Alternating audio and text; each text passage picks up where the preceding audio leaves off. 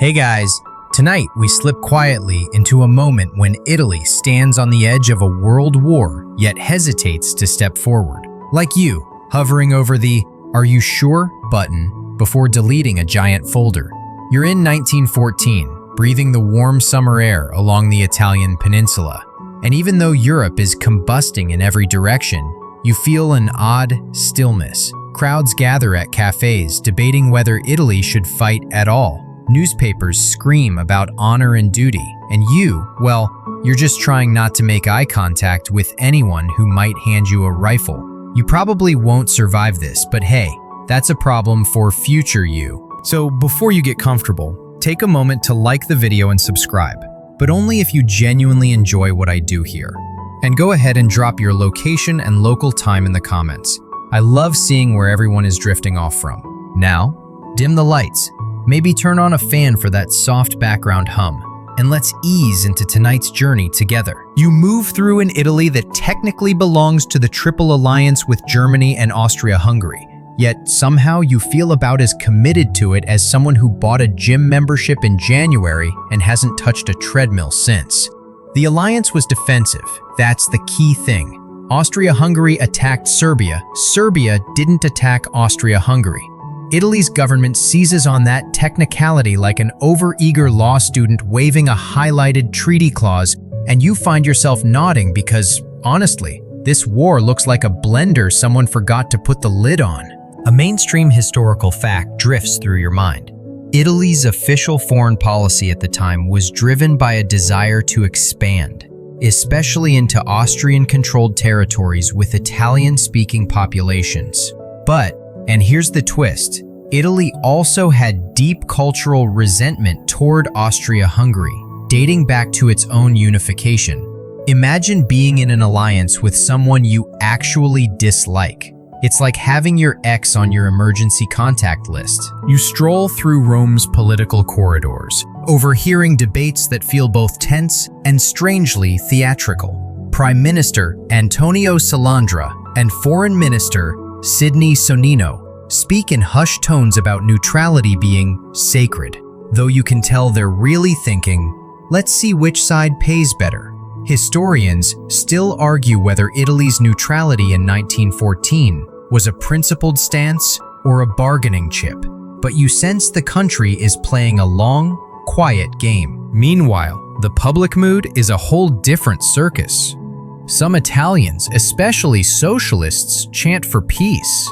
Others wave flags and demand immediate war against Austria-Hungary, shouting about unredeemed lands held by the Habsburgs. You stand between the two mobs at a rally and realize you could faint in either direction, and someone would catch you, though possibly after yelling their political beliefs into your ear. As you walk the streets of Milan, a quirky tidbit pops up in conversation.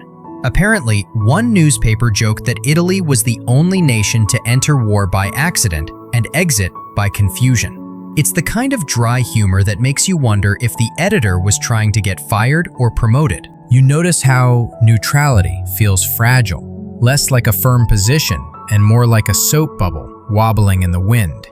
The army, still shaped by old doctrines and underfunded, isn't ready. Officers murmur that bullets are scarce, artillery outdated, and supply lines chaotic.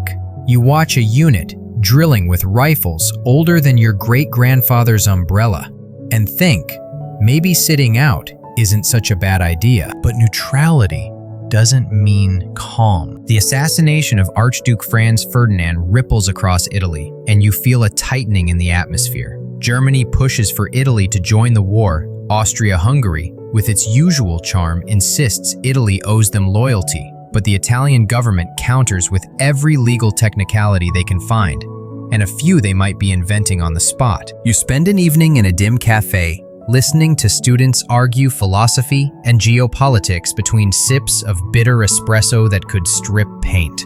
Some argue Italy should defend its honor by fighting. Others insist that a nation still recovering from the costs of unification should stay far away from the bloodbath. One man, slamming his fist for emphasis, says Italy should seize the moment and claim the lands it believes rightfully Italian. Another retorts that no territory is worth getting shelled off a mountainside. You lean back, letting the murmur wash over you, realizing that neutrality is less peaceful than you'd hoped. It's a decision surrounded by noise, political calculations, historical memories, emotional arguments, and under it all, this quiet sense that Italy is holding its breath. As the months drag on, the rest of Europe burrows deeper into trench lines. You look north, imagining the Alps turned into battlegrounds. People in Italy study maps with newfound obsession, tracing the line where the Austro-Hungarian frontier slices through cliffs and valleys. Even from afar, you can tell it's terrain that would chew up armies like breadsticks. And yet, Italy remains on the sidelines, its leaders whispering in back rooms, its people arguing in the streets, its army reluctantly preparing for a war it hasn't committed to yet. You wander along the Tiber River one warm evening, and the city feels strangely suspended. Life continuing as normal, but everyone aware of the giant storm cloud sitting on the horizon. A street vendor selling roasted chestnuts tells you he hopes Italy never joins the war, then immediately adds that if it does, he expects you young people to go beat those Austrians properly. You smile awkwardly, unsure whether to salute or run. Behind the political maneuvering and ideological clashes, you sense a deeper truth. Italy wants something out of this war. The question is whether the price of reaching for it will be far higher than anyone imagines. You decide, for now, to enjoy the stillness while it lasts. Because soon, very soon, you'll discover just how thin that neutrality really is, and how quickly Italy will leap into the fire once the right offer lands on the table. You drift forward into a quieter, dimly lit chapter of Italy's war story, one that looks nothing like the shouting rallies or public debates. This one unfolds behind thick velvet curtains, in smoke-filled rooms where polished floors creak under the weight of secrets. You find yourself standing outside a cabinet chamber in Rome in early 1915, listening through a slightly cracked door as Italy's leaders whisper about a deal that, if you're being honest, sounds way above your pay grade.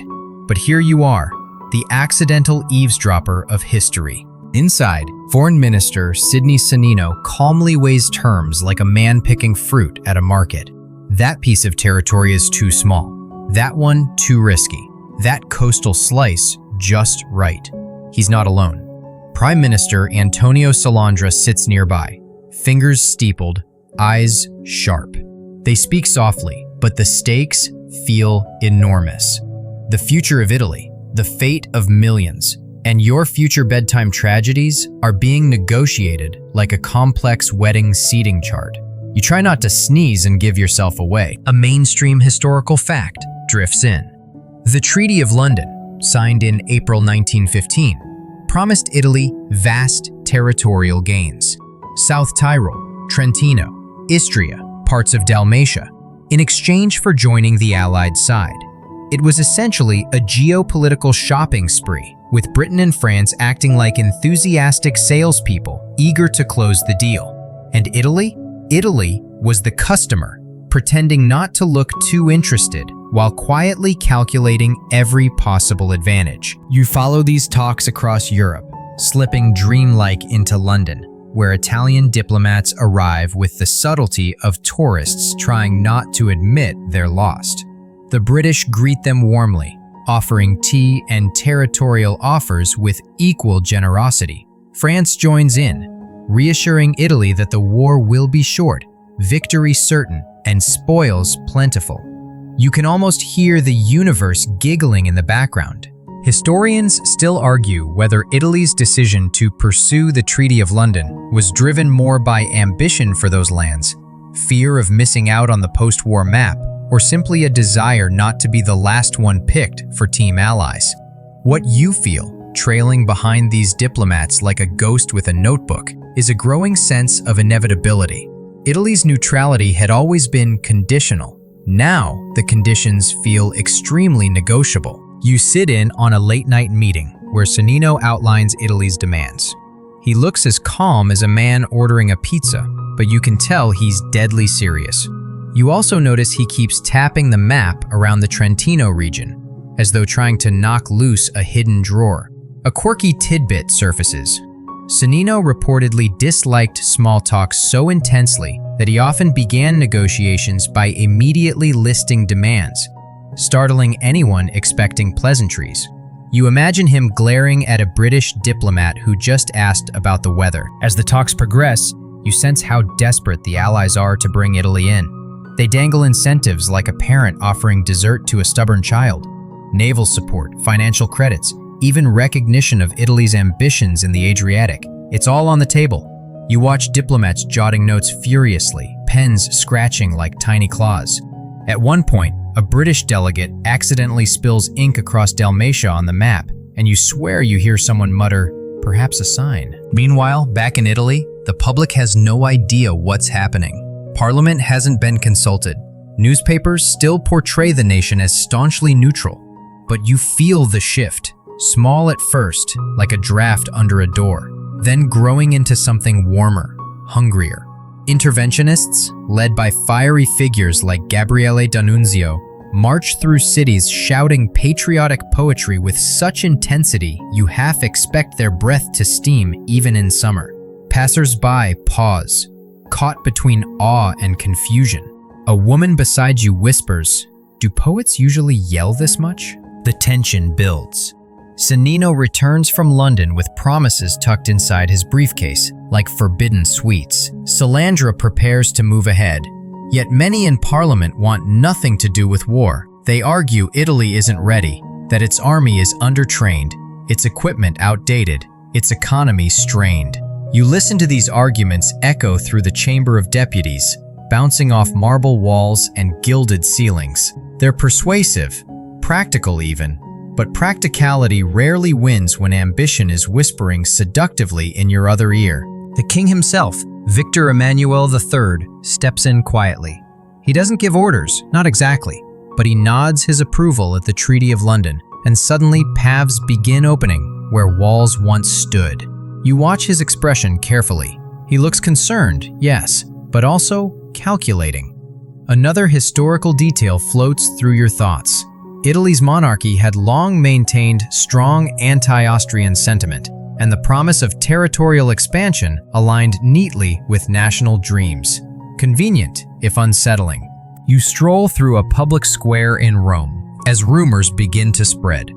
Protesters demand war. Protesters against war demand peace. Someone throws a cabbage. You duck, mostly out of reflex, and wonder how this escalated from diplomatic bargaining to vegetable warfare. A group of students chant "Viva l'Italia," while another group yells "Stay out." The chants overlap until each side sounds like they're yelling in a blender. At last, the government makes its move. You walk beside Salandra as he heads to the Quirinal Palace to finalize Italy's commitment to the Treaty of London. He moves like a man trying not to think about how many soldiers this decision will cost. The corridors feel colder than usual, though maybe that's just your nerves kicking in. And then, almost casually, Italy shifts sides. A declaration of war on Austria-Hungary is drafted. You watch as pen strokes seal the fate of landscapes you have yet to see. Riverbanks, cliffs, trenches, villages clinging to mountainsides. It doesn't feel climactic. It feels quiet, heavy, like snow settling before an avalanche. When the news finally reaches the public, the country explodes into chaotic celebration and angry protests. Bells ring, flags wave, fists shake. A man hugs you for no reason other than the word war appearing in newspapers. Someone else shouts, "We'll be in Vienna by Christmas." A claim so bold you instinctively look for nearby historians to correct him. The army begins mobilizing. Trains gather soldiers, supplies, and dreams both naive and doomed. You step aboard one as it rumbles toward the front lines, feeling the weight of everything Italy just traded secrecy for. Territory, pride, future promises, and the blood of men who don't yet know their names will be lost in the Isonzo's roar. Italy has made its bargain. And now, as mountains loom in the distance, you realize someone will have to pay for it. Spoiler, it's probably going to be you. You feel the train slow beneath your feet, wheels shrieking softly as it curls along the foothills of northern Italy. The air shifts, warmer inside the carriage, cooler outside where mountain shadows stretch like long fingers across the land.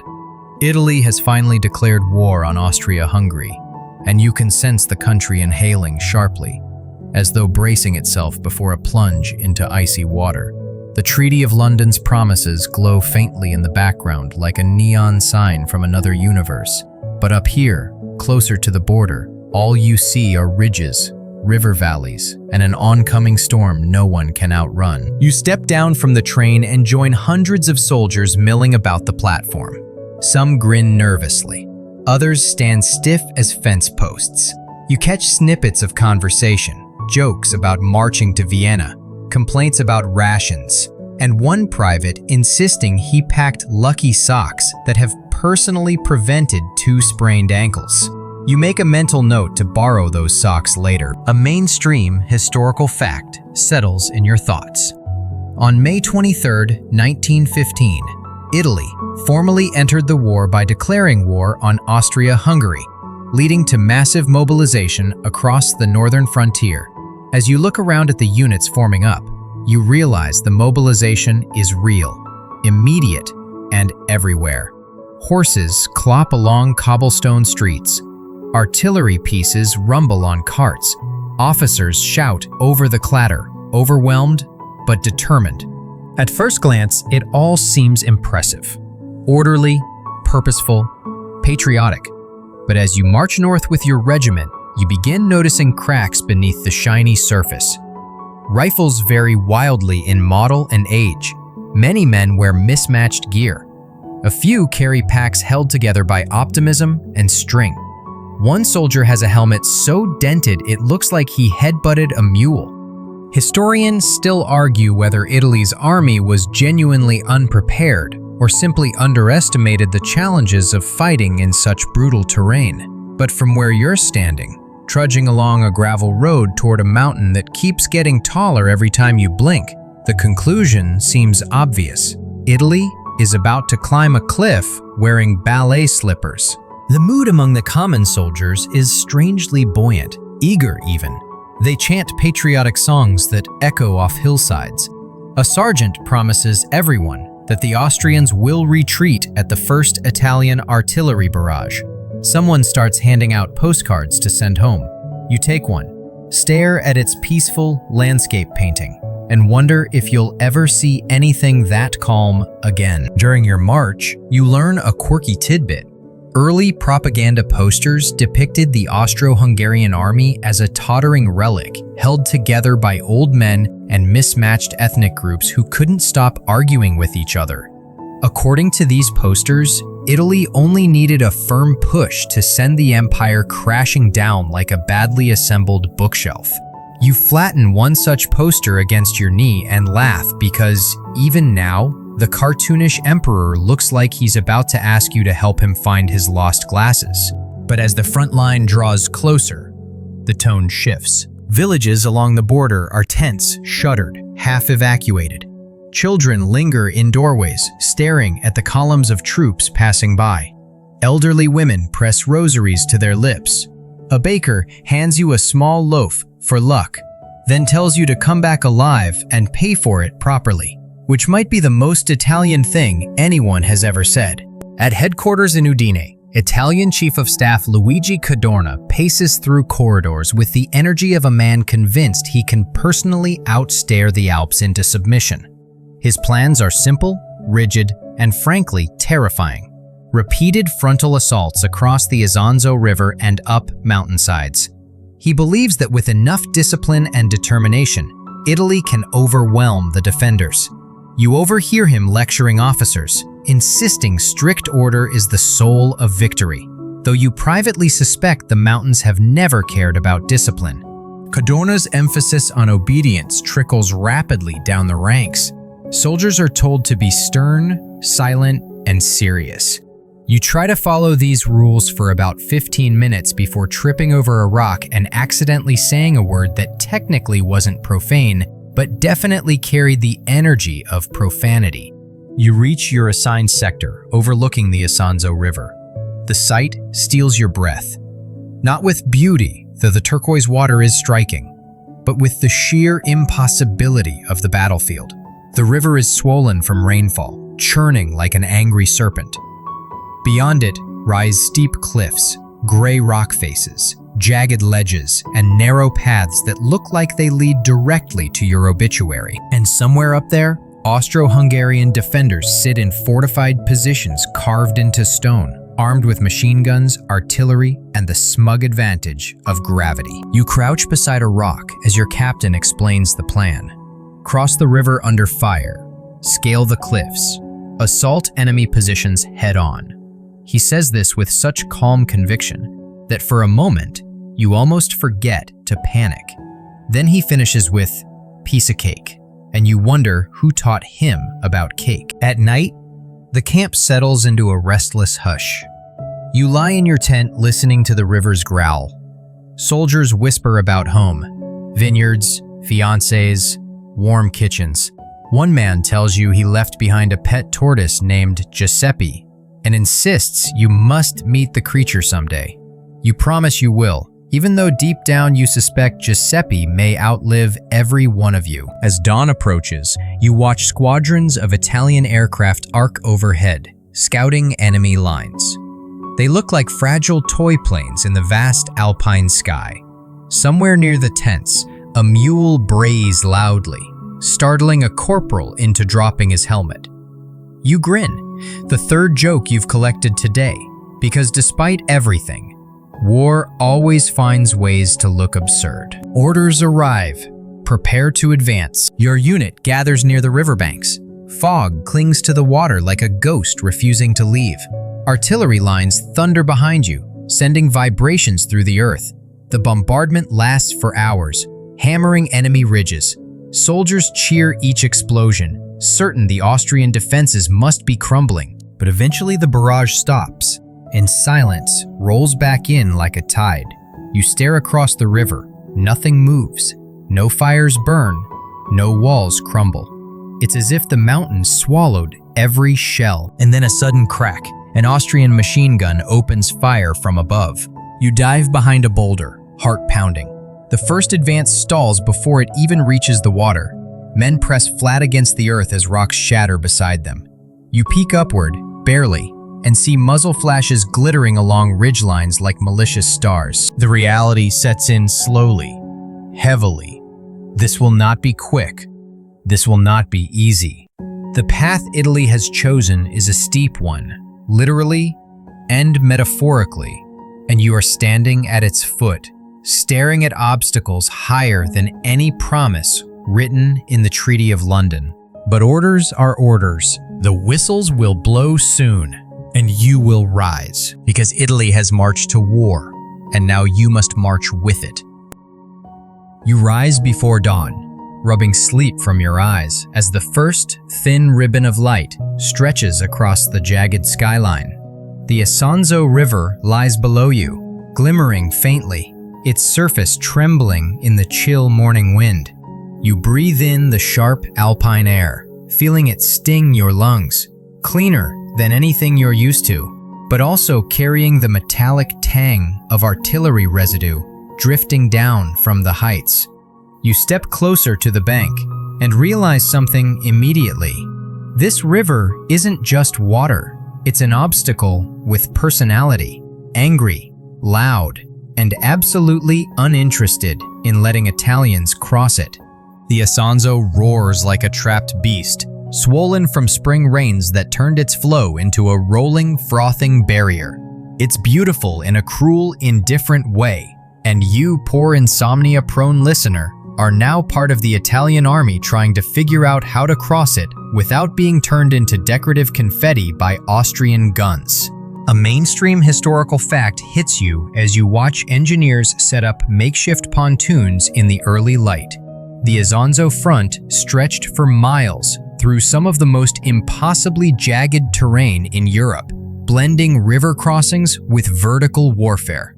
Between June 1915 and late 1917, Italy launched 12 separate battles here, each one spilling men, shells, blood, and hopes into this narrow corridor.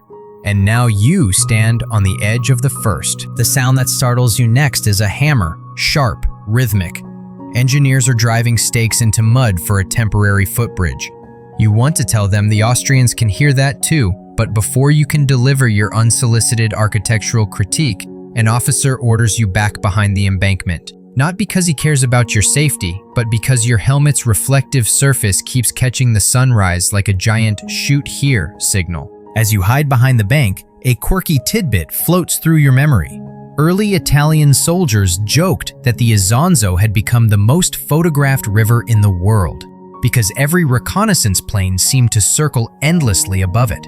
You glance up, and sure enough, two tiny aircraft buzz overhead, wobbling slightly in the wind like nervous pigeons. One even drops a flare by mistake, prompting a sergeant to mutter, "Brilliant."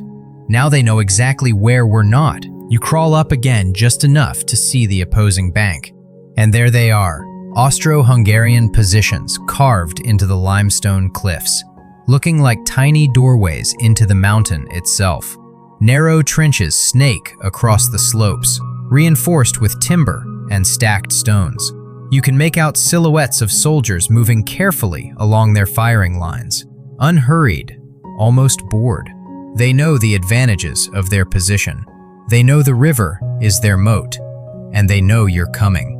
Historians still argue whether the Italians should have chosen a different offensive direction entirely, perhaps pushing toward weaker points in the Tyrolean sector instead of repeatedly attacking the Isonzo.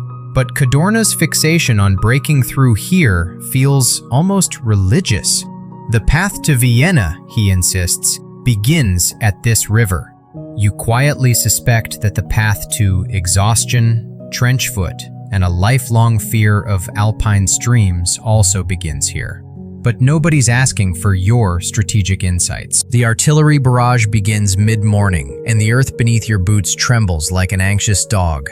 Italian guns unleash fury on the opposite bank. You watch explosions kick up dust and fragments of rock. A captain yells that the bombardment will soften the defenses, though given how minimal the effect seems, lightly exfoliate might be the more accurate term. You wait for signs of collapse, fires, retreating enemy silhouettes, anything. Instead, as the smoke clears, you see a single Austrian soldier calmly stand, dust himself off, and resume adjusting his machine gun tripod. You decide immediately that you don't like him. When the order to advance finally comes, it feels less like a command and more like a bad idea you're collectively committing to out of peer pressure. You move toward the river behind a cluster of infantrymen. The mud squishes beneath your boots, sucking at your ankles as though the earth itself is trying to drag you back to safety. You grip your rifle tighter. The roar of the water grows louder with every step. Crossing teams rush forward carrying planks and coils of rope. A whistle shrieks.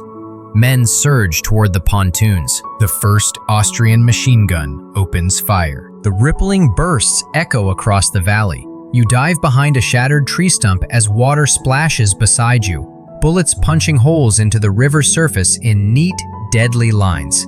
Soldiers drop. Some slip into the Isonzo and vanish instantly beneath the current. A corporal drags you up by your collar and screams something you can't hear over the chaos. You nod anyway. It seems polite. Your unit pushes forward in ragged waves. Somehow, impossibly, the Italians manage to get a bridgehead on a small gravel patch halfway across the river. You sprint after them, splashing through icy shallows. Your breath seizes. Your legs feel carved from lead. A chunk of rock explodes beside your foot, sending fragments stinging your shins. You keep moving because everyone else is moving, and stopping feels like surrender to something far bigger than the Austrians. Once you reach the far bank, you discover the real problem: going up. The cliffs rise sharply, jagged and vertical. Narrow goat paths wind upward, barely wide enough for one man. The air gets thinner as you ascend. You cling to the rock face, fingers numb. Officers yell for you to keep low, but there is no low on a cliff. Just fall and become a cautionary tale, or climb and pray. Artillery continues thundering overhead, but it barely affects the enemy's positions. They're too deeply dug into the limestone. A machine gun nest sweeps the slope, and you flatten against the cliff as bullets ricochet around you. A private behind you mutters that he wishes he'd stayed home to run his uncle's cheese shop. Another says he wishes he had an uncle with a cheese shop. A third says he wishes he were a goat. Under fire, this all seems perfectly reasonable. You pause long enough to catch the smell of burning grass and stone dust mixing with sweat. The mountain seems alive, a groaning, shifting beast resisting every inch of your progress. And suddenly you realize why the Austrians barely moved. They didn't need to. The terrain fights for them. Still you climb. Still you push. Still you hope that maybe, somehow, one good shove will break these impossible defenses. But by late afternoon, you're exhausted, dizzy, and half convinced your legs have developed personal vendettas against you. Word arrives that the assault failed. You're ordered back down the slopes under a fresh wave of artillery fire. You descend shakily, slipping more often than you walk, clutching roots and rocks like lifelines. When you finally reach the river again, the water seems even angrier.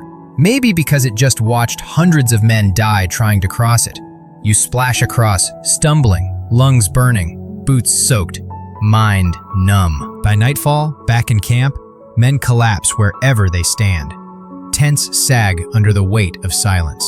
A chaplain moves softly between groups, offering murmured comfort. You notice soldiers picking gravel from their hair. Others sit, staring into nothing, tracing the shape of the cliffs with trembling fingers. You lie down, unable to sleep. The Isonzo's roar follows you into the dark, and you understand, deeply, painfully, why this front will devour so many battles, so many hopes, so many lives. The Isonzo doesn't simply resist you. It defines the war you're now trapped in. You wake with your face mashed into your sleeve, the faint smell of mud, canvas, and cold sweat mixing into something you choose not to identify. The sun hasn't risen yet, but Cadorna's orders have. The camp is buzzing long before dawn, officers barking commands with a crispness that feels a little too energetic for people who definitely didn't sleep either. You push yourself upright, ribs aching, boots still wet from yesterday's river baptism. And that's when you hear it. The word that defines your next months, maybe years. Doctrine. Luigi Cadorna's doctrine. You shuffle toward the briefing area, joining a cluster of bleary-eyed soldiers trying to look both attentive and invisible. The chief of staff himself isn't here. He prefers headquarters further back, where maps are clean and boots stay dry. But his presence hangs over you like a stern schoolmaster you swear can hear your thoughts. Every officer clutches a copy of his regulations, and if you squint, you'd almost believe the pages glow with authoritarian energy. A mainstream historical fact slips into your mind with unnerving clarity. Cadorna implemented one of the harshest discipline systems in any First World War army, complete with strict orders, centralized control, and punishment practices that would make medieval kings say, "Whoa, tone it down." His entire strategic worldview is built around consistent, repeated, frontal assaults. You know, the kind your legs and lungs and basic survival instincts already hate. As the officer summarizes the plan, you realize Cadorna's strategy doesn't flex. It doesn't adapt. It doesn't negotiate with terrain or weather, or the fact that gravity's not on your team.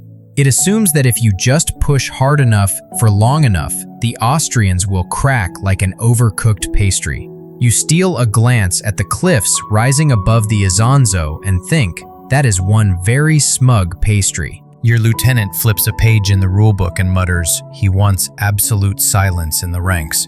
You try to comply, but a soldier next to you sneezes, and 3 officers whip around as if someone detonated a shell. The poor guy turns beet red and whispers that he's allergic to pine trees. You pat his shoulder and tell him he's in luck. Soon enough, he'll be fighting above the tree line anyway. He doesn't find it comforting.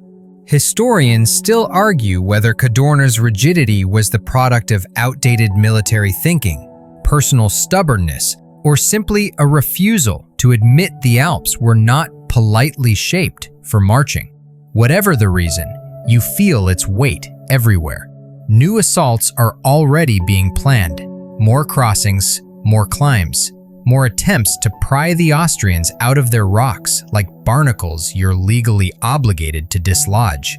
The officers talk about pressure, initiative, and offensive spirit so much that you briefly wonder if they're advertising a new toothpaste brand. During a brief lull, you wander toward the supply tent, hoping for dry socks. Instead, you overhear two junior officers discussing a quirky tidbit. Apparently, Cadorna believed tight control prevented chaos, so he rarely trusted subordinates enough to let them improvise. One says, he'd probably issue an order for how to butter bread if he thought it would help. The other replies, we don't have butter. They both nod gravely. You watch as officers circulate, checking uniforms, checking rifles, checking postures, checking that you're checking things. The discipline is exhausting, even before the fighting starts. A sergeant finds a man whose chin strap is slightly crooked and fixes it with the urgency of a surgeon. Another soldier gets scolded for smiling. You test a tiny smile, just to see what happens. No one notices, which feels like both a relief and a personal insult. And yet, beneath all of Cadorna's harshness, there is determination. A belief that Italy must prove itself, a conviction that national glory lies across those cliffs. You can sense it in the way officers speak, in the way the men try to stand straighter even though they're covered in yesterday's mud. You feel it in the air, a mix of pride, fear, and stubbornness. By midday, you're back on the move, following Cadorna's doctrine toward another assault zone. The climb is steep. The paths twist like angry spaghetti. Mules struggle to haul ammunition. You slip twice, catching yourself on rocks sharp enough to leave tiny bite marks in your gloves. A soldier behind you complains loudly that his pack feels heavier than his hopes for survival. Another tells him to switch hopes, then laughs at his own joke for longer than necessary. When you finally reach the staging area, the view opens before you. The Isonzo's turquoise ribbon cutting through the valley, cliffs stacked like brutalist architecture, enemy lines barely visible but undeniably present. A cold wind blows from the mountains, carrying hints of pine, stone, and cordite. You shiver and wonder if the wind can tell you're nervous. Officers gather groups together to repeat Cadorna's central message. Frontal assaults are the only way to maintain pressure. No complex maneuvers. No flanking. No waiting for better weather. Just push. Push again. Push harder. If the Austrians don't break, clearly you weren't pushing with enough patriotic conviction. You close your eyes briefly, listening to the river and the murmuring ranks. You feel the doctrine settling into you, not because you agree with it, but because you're trapped within it. Every plan you hear is a variation of the same thought. We attack. Again. Suddenly, an explosion cracks overhead. An Austrian artillery shell slams into a slope above you, sending a spray of rock shards cascading down like deadly hail. Men dive for cover. A few curse creatively. You join them, heart pounding, dust in your mouth. When the rumbling fades, an officer stands and declares, "See? Proof the enemy is nervous." You're not convinced. After the shelling ends, rations arrive. Cold bread, hard cheese, and something that might be coffee but could just as easily be melted boots. You swallow it anyway, because your stomach insists. A private next to you says he misses his mother's pasta. You tell him that pasta misses him, and he laughs, which is nice, until an officer yells at both of you for talking. As the afternoon deepens, you're assigned to help haul sandbags up a narrow path leading to a forward firing position. The climb is awful. The air feels thinner. Your calves scream. A sergeant keeps shouting, "Up, up, up," like a badly trained alarm clock.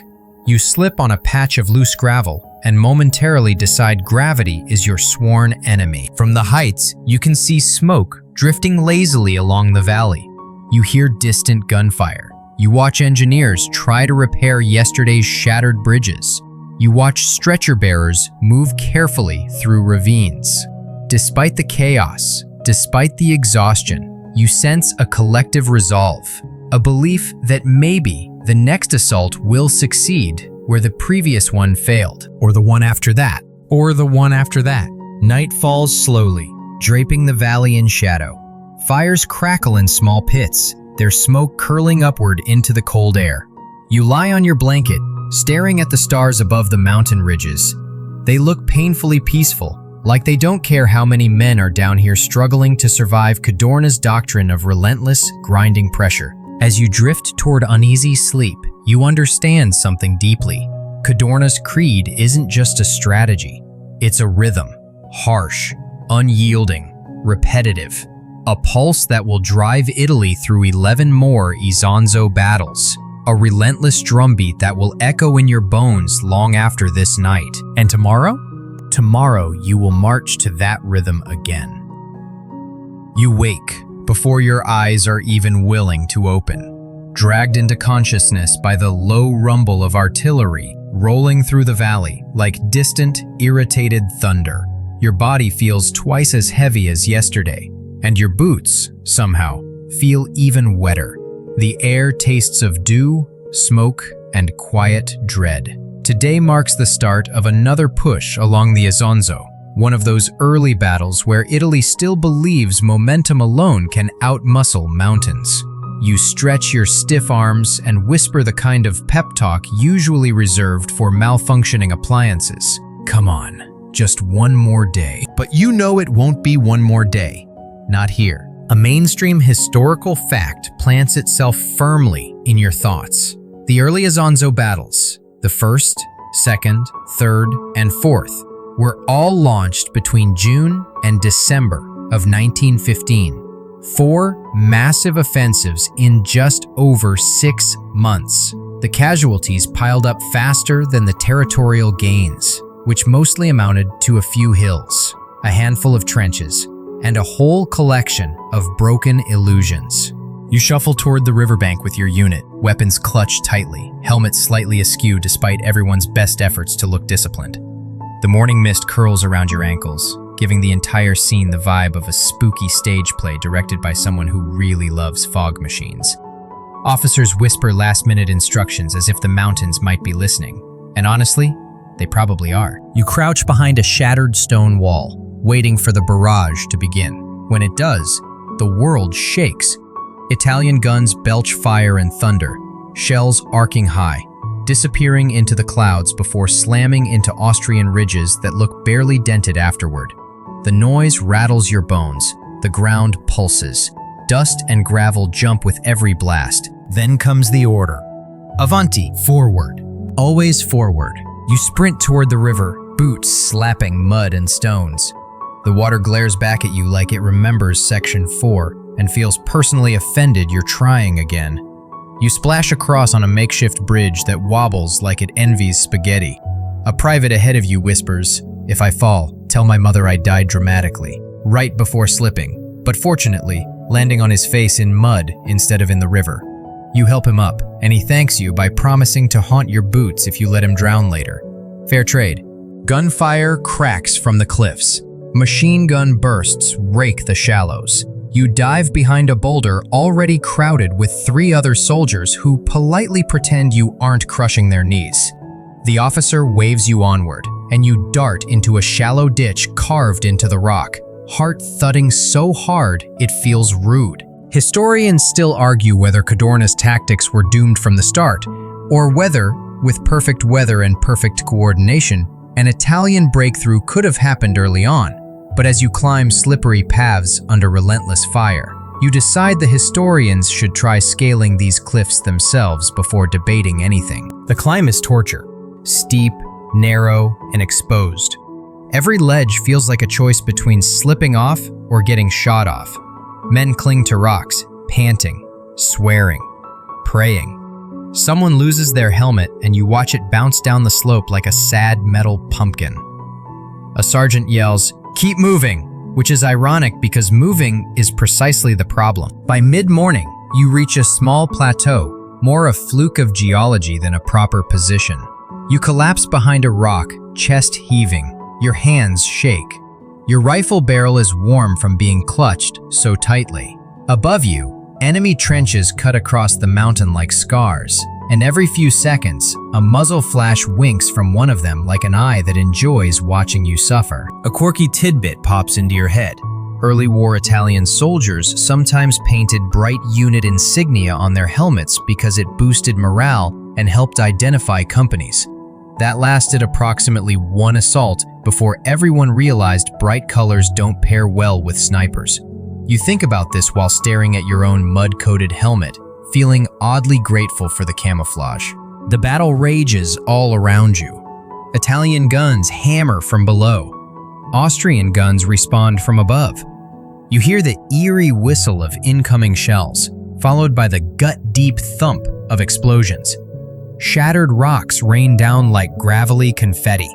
Men shout for medics. Medics shout for stretchers. You shout for whoever's job it is to schedule lunch, because surely hunger counts as a medical emergency too. Your unit pushes again, inching up the slope. Every step feels stolen. Every meter gained is paid for with exhaustion, fear, and the unshakable knowledge that you are climbing into a meat grinder designed by someone with a grudge against staircases.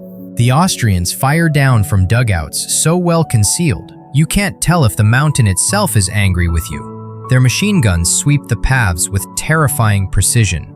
You flatten against the rock face so suddenly you mash your cheek into lichen, which smells weirdly minty. Keep low, your lieutenant shouts, which is unhelpful advice because you're already lower than your expectations for this battle. You reach another ledge, this one barely wide enough for a goat. Bodies lie here. Italians from previous assaults. Men who got this far before cliffs, bullets, or gravity cut them down. You step around them silently. There's no room for ceremony on a mountain this steep. But despite everything, despite casualties and chaos, you actually manage to advance. Slowly, painfully, meter by meter. You fire at enemy shadows. You duck behind jagged rocks. You scramble upward until your legs threaten to mutiny, and then, miraculously, you reach the base of an Austrian trench line. a whistle blows. You surge forward with the others, climbing, panting, screaming, only to be met with a wall of grenades. You fling yourself backward as explosions rip through the slope, flinging dust and shrapnel across your face. The blast leaves your ears ringing, your vision blurred. The attack stalls. Again, by late afternoon, your unit is ordered to withdraw. It feels less like retreat and more like gravity reclaiming you. You slip down the cliffs, sliding on your backside at points, too tired to care how undignified you look. You cross the river again under sporadic fire, splashing water everywhere because subtlety has abandoned all of you. Back in camp, the mood is hollow. Men sit silently, staring into space. Someone tries to cheer the group by offering extra bread, but the bread is so hard it nearly fractures a tooth. Someone else suggests the bread could double as a trench-building tool. Small laughter bubbles up, thin, tired, but real. Officers circulate, tallying casualties. The numbers are grim. But tomorrow, another assault begins. You lie down, watching clouds drift over the peaks. The sky looks calm, as if pretending it had nothing to do with today's disaster. You close your eyes, hearing echoes of gunfire woven into the river's constant roar, and you understand why these early Isonzo battles feel like déjà vu, because they are. Same cliffs, same river, same doctrine, same losses, and yet you'll rise again at dawn, because the Isonzo demands it, and Cadorna insists on it, and history remembers it. You drag yourself awake sometime before sunrise, though awake is probably generous. You're in that fuzzy space where your eyes work, but your brain is still curled up in a blanket, refusing to acknowledge reality. And honestly, you can't blame it, because today you advance again, but not toward the river. No, today the army pushes you towards something far worse, something your aching calves have nightmares about. The karst plateau. If the Isonzo River is a moat, the karst is the fortress wall, hard, steep, and aggressively unfriendly. You heft your pack and begin the march, boots crunching over pale gravel that seems to multiply under your feet. The plateau rises ahead in layers of harsh limestone, jagged ridges, sinkholes, razor-edged rocks, and barren slopes that reflect sunlight into your squinting eyes like the world's worst mirror. A mainstream historical fact lands with the weight of your gear. The Karst Plateau, stretching east from the Isonzo, became one of the most brutal battlegrounds of Italy's early offensives. Its terrain, dry, cracked, sharp, offered almost no cover, no water, no mercy. Soldiers said the ground itself fought harder than the enemy. You're starting to believe them. The wind blows across the plateau carrying dust and the faint, bitter smell of cordite. You trudge forward, wondering if the rocks were arranged by someone who wanted to test human patience. There's barely a tree, barely a shrub, barely even grass, just endless stone. It feels like marching on the spine of a fossilized beast. A sergeant calls out, "Keep your heads down. Snipers love this place."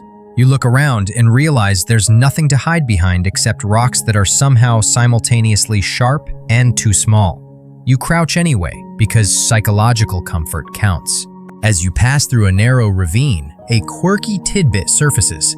Apparently, the karst's limestone is riddled with caves and sinkholes, some so deep that early patrols occasionally vanished without a trace. One soldier swears a friend tripped, fell into a fissure, and landed in a chamber full of bats who judged him harshly. You sincerely hope he's exaggerating. You and your comrades climb higher, exposed under the early summer sun. Sweat stings your eyes. Every breath feels like inhaling powdered chalk. The landscape is so white and bleached that it almost glows. You briefly imagine yourself as a lizard sunning on a rock, but then remember lizards don't carry rifles or get shelled. Not that the Austro-Hungarians make you wait long for that part. Artillery begins to fall, slow at first, then rapid. The first shell explodes in a flash of orange, scattering limestone shards in all directions. You duck behind a rock that is definitely too small to protect you, but you cling to it like a koala hugging a toothpick.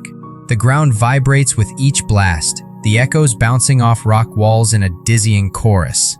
"Forward," an officer cries. You want to ask whether he's looked uphill recently, but instead, you scramble up the slope behind your unit. Bullets whine overhead. Chips of limestone rain down your helmet.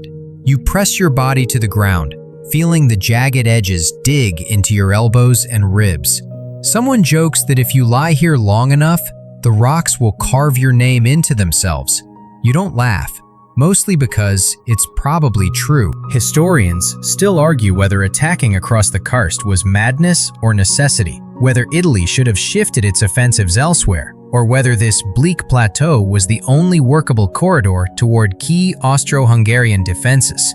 In the moment, though, the debate feels academic. Your throat is dry, your feet ache, your heart pounds, and you've just realized every canteen in your squad is already half empty. The karst consumes water like a desert. The heat radiates upward from the stone, baking you from below as the sun cooks you from above. Sweat evaporates instantly. Your tongue grows thick. A corporal mutters, "This place is thirsty for us." You pat your canteen and whisper, "Sorry, buddy," because it's already warm enough to qualify as sad tea. You push forward into a shallow depression in the rock. A trench, though calling it that feels generous. It's more like someone took a bite out of the plateau with a blunt chisel. You huddle inside as more shells scream overhead. Dust fills the air, so thick you taste limestone on your teeth. A soldier next to you pulls a handful of gravel from his boot and proudly announces he has invented karst stew, a delicacy he insists you try. You remind him you're trying to stay alive and not break your molars. He says survival is overrated. That's your joke quota satisfied for the next few minutes. Your lieutenant waves your squad forward again. Another push toward an enemy trench perched on a ridge that looks impossible to reach. You climb in bursts, keeping low as bullets slice the air. A machine gun nest opens fire from the right, forcing your squad to veer left into a natural trough between two ridges. You move in crouches and sprints, lungs burning, feet slipping on loose stones. Halfway up the slope, you freeze. Ahead of you, maybe 10 meters, lies a wide limestone crack so deep it swallows the sunlight. Men call it a foiba, a sinkhole endemic to the karst. No one knows how far down it goes. You toss a pebble in. You don't hear it land. This place wants to eat us, someone whispers. You nod. You're not entirely sure the plateau isn't alive. You skirt the sinkhole, hugging the edge carefully. One wrong step, and you'll drop into a darkness that no rescue rope will ever see again. Your breath catches until the crack disappears behind you. Closer now. The enemy trench is visible. Rough stone walls, firing steps, sandbags, and rifle barrels poking out between gaps. Less a trench and more a tiny fortress carved into the ridge. Your unit assembles behind a cluster of boulders. The lieutenant gives a subtle hand signal. 3 grenadiers crawl forward on their stomachs. One gets snagged on a rock but wriggles free with impressive determination. You follow, stepping carefully, feeling every scrape and cut on your palms as you scramble up behind the assault group. Ready! Someone hisses. Grenades arc through the air. Explosions burst in the Austrian trench, sending dust and debris flying. You leap forward with the others, clambering over the lip of the stone embankment. Rifles crack. Someone shouts. You thrust your bayonet forward, heart hammering so loudly it drowns out the noise. The trench is small, cramped, rocky, echoing with the groans and cries of wounded men. Smoke stings your eyes. A machine gun sits toppled in a corner. You kick it aside, though it weighs far more than you expected. The fight is brief, intense, chaotic, disorienting. Then, silence. Your unit has taken the position, but you barely gained a few dozen meters of ground, and you paid for it with blood, sweat, and shreds of your sanity. As the afternoon drags on, the sun turns the plateau into an oven. Heat shimmers above the rock. You drink the last of your lukewarm water and immediately regret it. Men collapse in the shade of boulders. Medics scramble between positions with bandages and stretchers, their supplies dwindling faster than their energy. You sit on a stone staring out across the karst. It looks endless.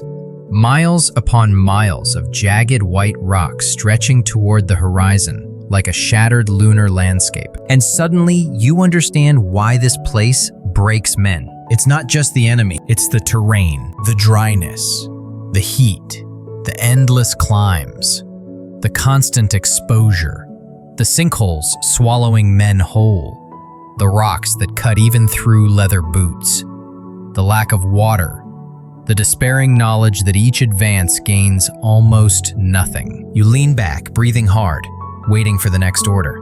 Because of course there will be one. Cadorna's doctrine never stops. The karst never stops. The war never stops. Night falls slowly, shadows stretching across the plateau like dark fingers. The stars glimmer above the limestone ridges, a sharp, lonely beauty you don't have the energy to enjoy. You curl into your cloak, head against your pack, body aching, and as you drift into uneasy sleep, you feel it again. The karst plateau isn't just a battlefield, it's a grinder. And today, it ground down another piece of you. You wake up to a strange, unfamiliar sensation. The slightest hint, just the faintest whisper of hope. It's unsettling, honestly. After weeks of slogging up cliffs, skidding down scree, dodging machine guns, rationing sips of water, sweating through the karst, and feeling your sanity slowly exfoliated by limestone, hope feels like a new and confusing enemy. But today the officers speak differently. Their voices carry a quiet tremor of excitement. Messengers jog instead of shuffle. A rumor travels down the trench faster than the mules can. We're taking Gorizia. You blink, unsure whether you misheard. Gorizia? That elusive city perched along the middle Isonzo, long desired, heavily fortified, stubbornly Austrian, perpetually just out of reach? The city that has been part legend, part taunt, part unattainable crush for the Italian high command? Well, apparently today's the day. A mainstream historical fact surfaces. During the 6th Battle of the Isonzo in August 1916, the only one of the 12 major battles that achieved a meaningful Italian breakthrough, Italian forces managed to capture Gorizia. It was the brightest moment in the entire Isonzo campaign and remains one of Italy's few clear tactical successes on this unforgiving front. You tighten your straps and join your unit as you move toward the staging area. Everything feels different. The air buzzes with uneasy optimism. Soldiers straighten their gear. Someone hums a marching song. Another soldier insists that today is the day he'll borrow an Austrian officer's boots as a souvenir. You decide not to ask for details. The path forward leads north along the river, a new sector, less karst, more rolling ground sloping toward the city. You step onto damp soil and nearly weep with joy. Actual soil, not endless limestone shards trying to carve their names into your ankles. You inhale deeply. The scent of wet earth feels like perfume. Then, artillery slams the ridges again, and your hopes take a quick reality check. Italian guns roar with a ferocity you haven't heard before. Hundreds of heavy pieces line the valley. 149s, 210s, mountain guns, field guns, trench mortars. The barrage is thunderous, overwhelming, a constant drumbeat battering Austrian lines. Smoke rises in thick columns. The ground trembles. Even the river seems to flinch. An officer leans toward you and shouts over the bombardment. "We're hitting them hard today, harder than ever." You nod, though you're half blinded by dust and half deafened by explosions. A quirky tidbit pops up. Apparently, the Italian press, years later, would nickname the 6th battle La Sesta Meraviglia, the 6th wonder, because for once, Italy's guns actually achieved coordinated shock. You find it both amusing and grim that the propaganda nickname sounds like a magic trick. When the barrage finally lifts, the valley becomes eerily quiet for a moment, as if the mountains themselves inhale before screaming. Then, the whistles blow. Your unit surges forward in a line that actually resembles something organized. You scramble across shallow gullies, breathing hard, feeling adrenaline churn through every tired muscle. Bullets snap overhead. Machine gun nests awaken, stitching the air with lethal threads. But this time, you aren't climbing a vertical cliff or sprinting across a wide river under fire.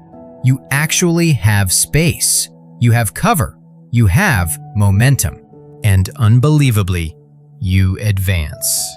You push closer to Gorizia, seeing its rooftops in the distance, orange and gray against the haze of smoke. The city looks fragile, ghostly, half-shattered even from far away. But the fact that you can see it at all lifts your spirits. Closer. Italian sappers have thrown bridges over narrow points. Infantry rush across them, slipping on wet planks but managing to stay upright. Officers shout for reserves. Artillery shifts forward. The coordinated advance feels almost surreal. You're so used to chaos that smooth movement makes your nerves suspicious, like the war is trying to lull you into a trap. You reach an enemy trench line and drop into it with your squad. It's deeper than expected, built sturdily into the earth. Deserted mostly, abandoned in the wake of the barrage. You pick up an Austrian canteen and shake it. Empty. You sigh. Not even the enemy has spare water for you. A forward observer points toward the city walls. Buildings speckle the horizon. Church towers, homes, warehouses. Shells land among them, sending clouds of dust and masonry into the sky. You run again, moving through small ravines carved by centuries of rain and months of war. Then you hear the cheer. It rises first from a nearby regiment, then spreads like wildfire across the ranks. Avanti! Avanti! Gorizia! Gorizia! You crest a ridge and see it. Gorizia's outskirts, broken and burning. But Italian forces are actually entering the city. A white flag waves from one rooftop. Streets fill with smoke and scrambling shadows. You move downhill with renewed determination, feeling the slope ease under your boots. Historians still argue whether the fall of Gorizia had lasting strategic value, or whether it was purely symbolic. But as you step into the battered edge of the city, past shattered windows and toppled fences, it feels meaningful, tangible, real. A victory you can touch with scraped hands and trembling fingers. Your squad advances through an alley, rifles raised, hearts hammering. A stray dog darts past you, carrying something that looks disturbingly like a glove. You hope it's just a glove. In the central square, rubble lies in heaps. An overturned cart smolders. A well spills water across cracked pavement. A broken statue of some long-dead local dignitary lies face down, which feels metaphorically on the nose. You pause in the shade of a collapsed building, wiping sweat from your brow. The air smells of dust, smoke, and somehow roasted chestnuts. You follow the scent to a half-destroyed bakery where an oven still burns. A soldier grins as he pulls out slightly charred loaves. War bread, he announces, crispy, with hints of limestone. You take a piece. It tastes like victory and soot. Afternoon wanes, and Italian flags rise across captured positions. Prisoners are marched past you, tired Austro-Hungarian soldiers, many dusty, many dazed, several looking almost relieved. One mutters something about preferring captivity to another hour on the karst, and you silently agree. But even as celebration murmurs through the ranks, you catch the officers' expressions. Somber, calculating. Gorizia is a triumph, yes, but the enemy has not shattered. Their lines retract deeper into the mountains. More ridges await, more cliffs, more trenches carved into stone. Tonight, though? Tonight, the camp finally breathes. Fires flicker, men laugh. Actual laughter, not the brittle kind you've heard for weeks. A small band plays a wobbly tune on dented instruments. You lean back on your pack, staring at the cracked plaster of a Gorizia house wall, feeling the exhaustion seep out of your bones. This victory, rare as rain on the karst, tastes bittersweet, hard-earned, fragile, precious, and yet you feel it fully. For the first time on the Isonzo, Italy has taken something that matters. But as you drift toward sleep, you know the truth. The hard part isn't over, it's barely begun. You wake with your cheek pressed against a chunk of broken plaster, the faint imprint of a window frame probably etched permanently onto your face now. For one soft, unreal moment, you forget where you are. You blink at a square of sky, pale blue and quiet, framed by the jagged remains of a rooftop. Then the memory of yesterday's triumph drifts back. Gorizia, you actually helped take it. You were there when the city fell. You tasted victory-flavored soot. It was real. But today? Today the air feels different. Thicker, heavier. The cheering has faded. The adrenaline has drained. What remains is the long, gray, grinding thing that stretches beyond victory, the part no one sings about. You sit up, joints crackling in protest. The room around you is a shattered shell of a home, its walls peppered with shrapnel scars, its furniture overturned and splintered. A child's wooden toy lies broken in the corner. You pick it up for a moment, turn it in your hands, then set it back gently. Outside, soldiers stir. Some clean rifles, some swap out their ruined boots, some stare blankly into the distance, as if trying to make sense of their own survival. A pot of thin coffee brews over a small stove, smelling faintly like burnt optimism. You accept a tin cup, sip, wince, and sip again. Desperation does strange things to your taste buds. A mainstream historical fact comes to mind.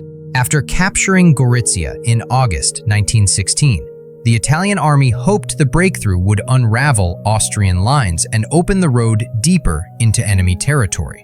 But it didn't. The Austro-Hungarian army simply fell back to new fortified positions. The front stabilized a few kilometers east. The breakthrough became a bubble, bright for a moment, then absorbed back into the long, terrible reality of the Isonzo front. And now, you feel that reality settling onto your shoulders like a boulder. The orders arrive by midday. No pause, no congratulations, no rest day.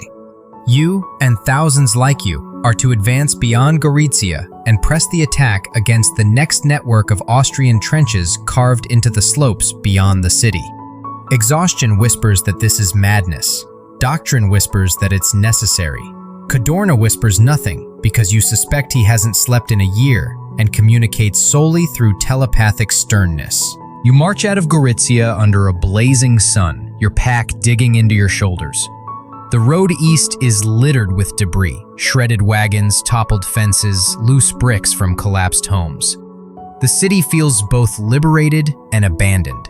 Civilians peer from doorways, wide-eyed but silent. A few wave timidly. You wave back, trying to look like someone who has more energy than a deflated canteen. As you leave the city limits, the terrain shifts again.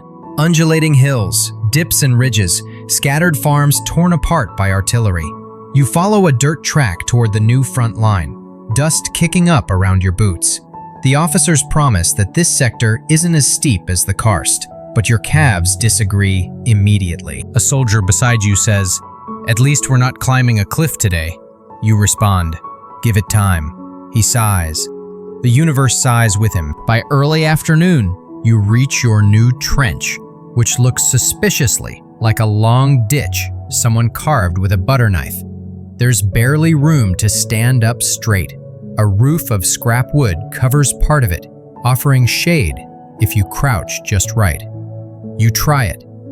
A nail pokes your helmet. You crouch somewhere else. Artillery booms intermittently, but today it feels less like a battle and more like a grim background soundtrack. Italian shells pound Austrian ridges. Austrian shells pound Italian trenches. Neither side seems inclined to stop. The world turns gray with dust. You settle into the rhythmic misery of trench life. A quirky tidbit occurs to you. The soldiers on the Isonzo sometimes joke that their trenches weren't trenches at all. They were bathtubs carved into stone. Some wrote home complaining that even the mud was rocky. One man claimed he sprained his ankle stepping into a pothole made of limestone. You look around at your own trench and conclude these weren't jokes. They were confessions. As evening approaches, you're ordered to help reinforce a forward position. You and a handful of weary soldiers crawl out of the ditch and creep toward a shallow ravine that leads closer to the enemy lines. The sun hangs low, orange and hazy, painting the hills in colors too warm for a battlefield. You shovel. You haul sandbags. You crouch under sporadic fire. Dirt cakes your palms. Sweat stings your eyes. At one point, a private mutters, "If the Austrians don't kill me, these blisters will." You offer him a strip of cloth for padding. He says, "Bless you," like you're a trench angel. Night falls, and the work continues by lamplight. You're so tired that you accidentally shovel your own foot once. It deserves it, honestly. It's been complaining all day. Around midnight, you finally return to the main trench and collapse onto a mat of straw that smells like someone politely tried to wash it last year. Your body aches in too many places to count, but sleep doesn't come easily. It's the constant bombardment, the steady thud of shells that never completely stops. It becomes a kind of thunderous lullaby, except nobody gets lullabies wrong on purpose this way. Your eyes flutter shut, but before sleep claims you, you hear two officers whispering nearby. One says, they think capturing Gorizia means the war will change. The other laughs quietly. Historians will argue about that someday, I'm sure. You shift slightly, letting that thought settle. And indeed, it's already clear the victory is not transforming this nightmare into triumph. The breakthrough didn't break through enough. The Austrians didn't collapse. The front hasn't moved far. It feels like the war's rhythm has returned to its default setting, stalemate. The next morning dawns hot and cloudless. The air already feels heavy, as if warning you of another grinding, unremarkable day. Officers call roll. Rations arrive. bread, cheese, a tin of questionable meat. You chew mechanically. Someone jokes that the meat is probably older than the war. You pretend not to taste it. The tasks pile up. Fortifying trenches, digging communication lines, carrying crates of ammunition, reinforcing forward posts. You trek back and forth under a sun that feels a little too enthusiastic about its job. The land around you is pockmarked with shell craters, tufts of grass, and occasional twisted bits of metal. At one point, you stumble upon a half-destroyed farmhouse, its roof caved in. A single apple tree stands beside it, miraculously intact. A soldier reaches for an apple and gets yelled at because apparently the apples might be Austrian. You secretly grab one later. It tastes Italian enough to you. Days blur. Attacks come in short bursts now, not full-scale offensives, but probing assaults, raids, skirmishes that leave you sweating and shaking. Sometimes you advance 10 meters. Sometimes you get pushed back 10. The line shivers, but rarely shifts. You notice your uniform wearing fin at the elbows. Your boots have grown dangerously friendly with the rocks. Your rifle jams more often. Your canteen always seems empty at the wrong times. You start recognizing the distinct sound of different artillery calibers. You stop reacting to every explosion. You stop reacting to some things you should react to. This is the monotony of warfare, the grinding attrition, the slow erosion of energy, morale, and hope. But camaraderie builds too. A soldier teaches you a card game using only 3 torn cards and 1 button. Someone else plays harmonica in the evenings, poorly, but with enthusiasm. One man writes ridiculous poems about army mules. Another swears he saw a ghost wandering the trenches, only to admit later he just saw a very pale lieutenant. Sometimes you laugh until your stomach hurts. Sometimes you can't remember what laughter feels like. Sometimes both in the same hour. And always, you feel the weight of Gorizia at your back. This victory that demands to be celebrated, but refuses to change anything fundamental. By the end of the week, you realize something profound. The Isonzo has become a machine, a grinding, churning, unfeeling machine. And you are one of its cogs. Exhausted, dust-covered, loyal, replaceable. Tomorrow, another skirmish will come. Tomorrow, another ridge will need securing. Tomorrow, another round of shells will fall in the same places they fell yesterday. Because this is Isonzo warfare, slow, methodical, merciless in its repetition, but you are still here. And tomorrow, you will endure it again. You wake to the sound of boots crunching on gravel, and the low murmur of officers arguing just out of earshot. Never a good sign.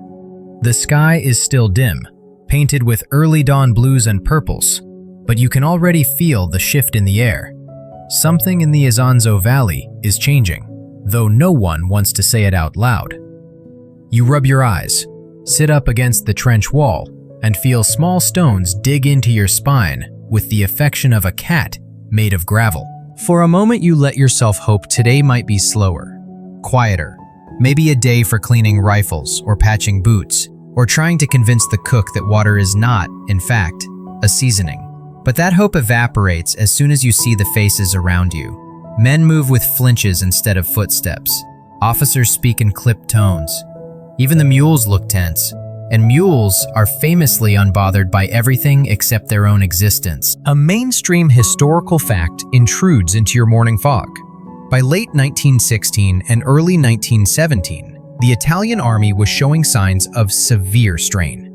Despite localized successes like Gorizia, the Isonzo front was chewing through manpower and morale at an alarming rate. Conditions were brutal, leave was scarce, and Cadorna's punishing discipline, collective punishments included, was driving resentment and anxiety deep into the ranks. You feel that strain now.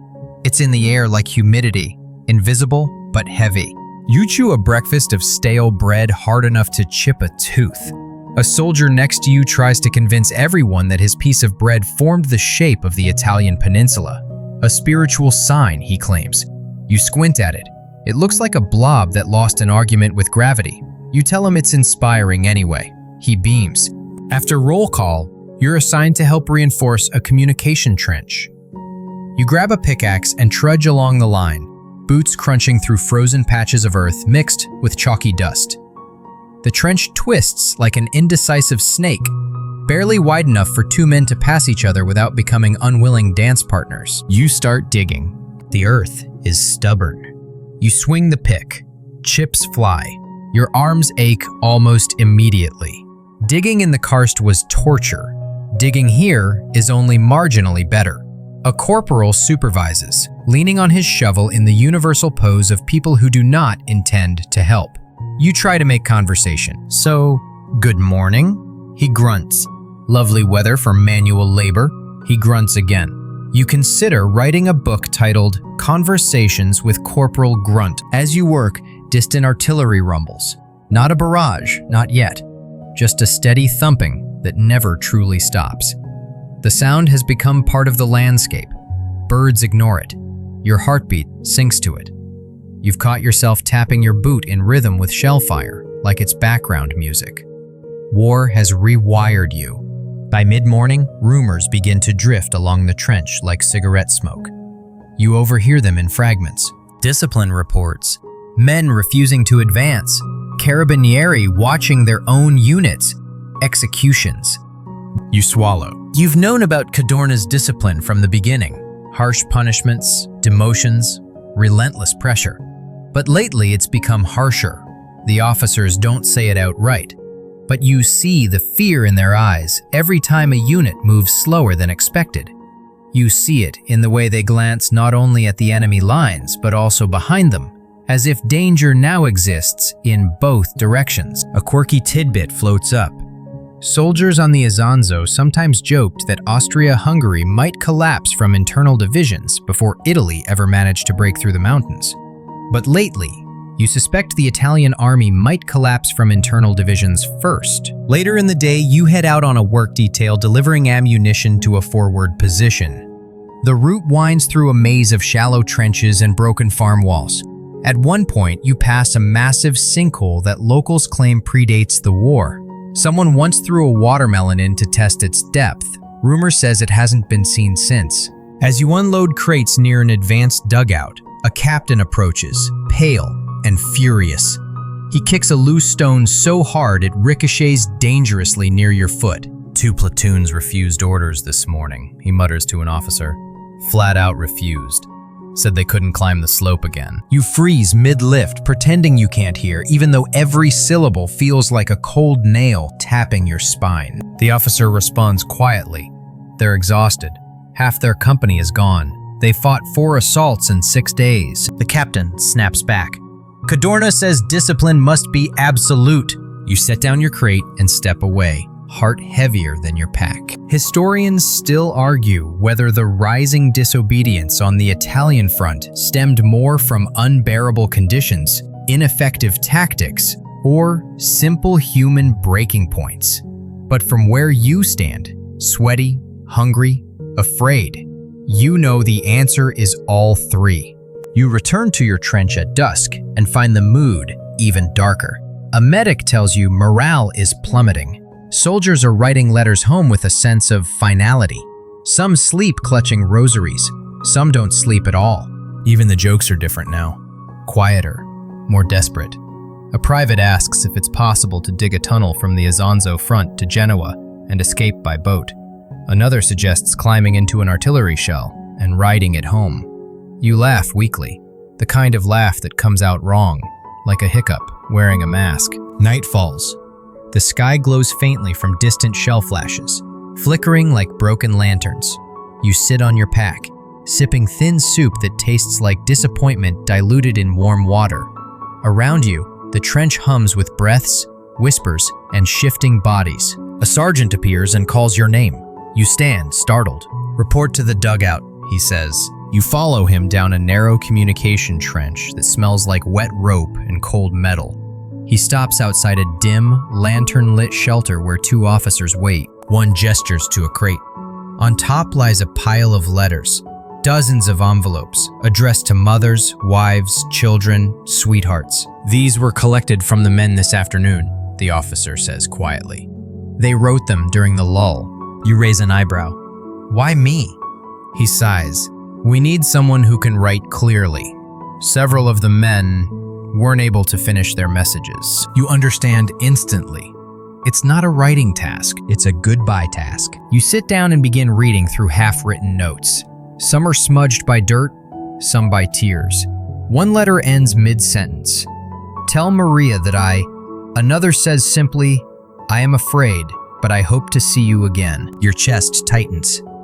You pick up a pencil. For the next hour, you finish their letters, not forging them, but smoothing out the words they no longer had strength for. You write gently, slowly, as if speaking to someone half asleep.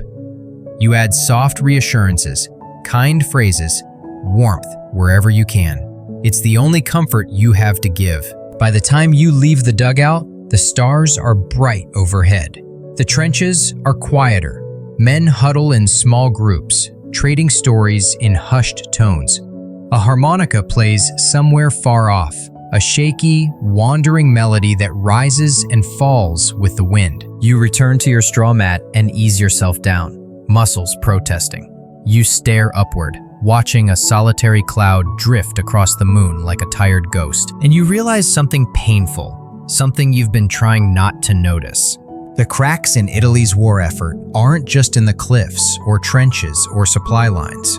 They're in the men, In their eyes, in their silence, in their exhaustion. invisible cracks spreading outward, Slowly, quietly, but relentlessly.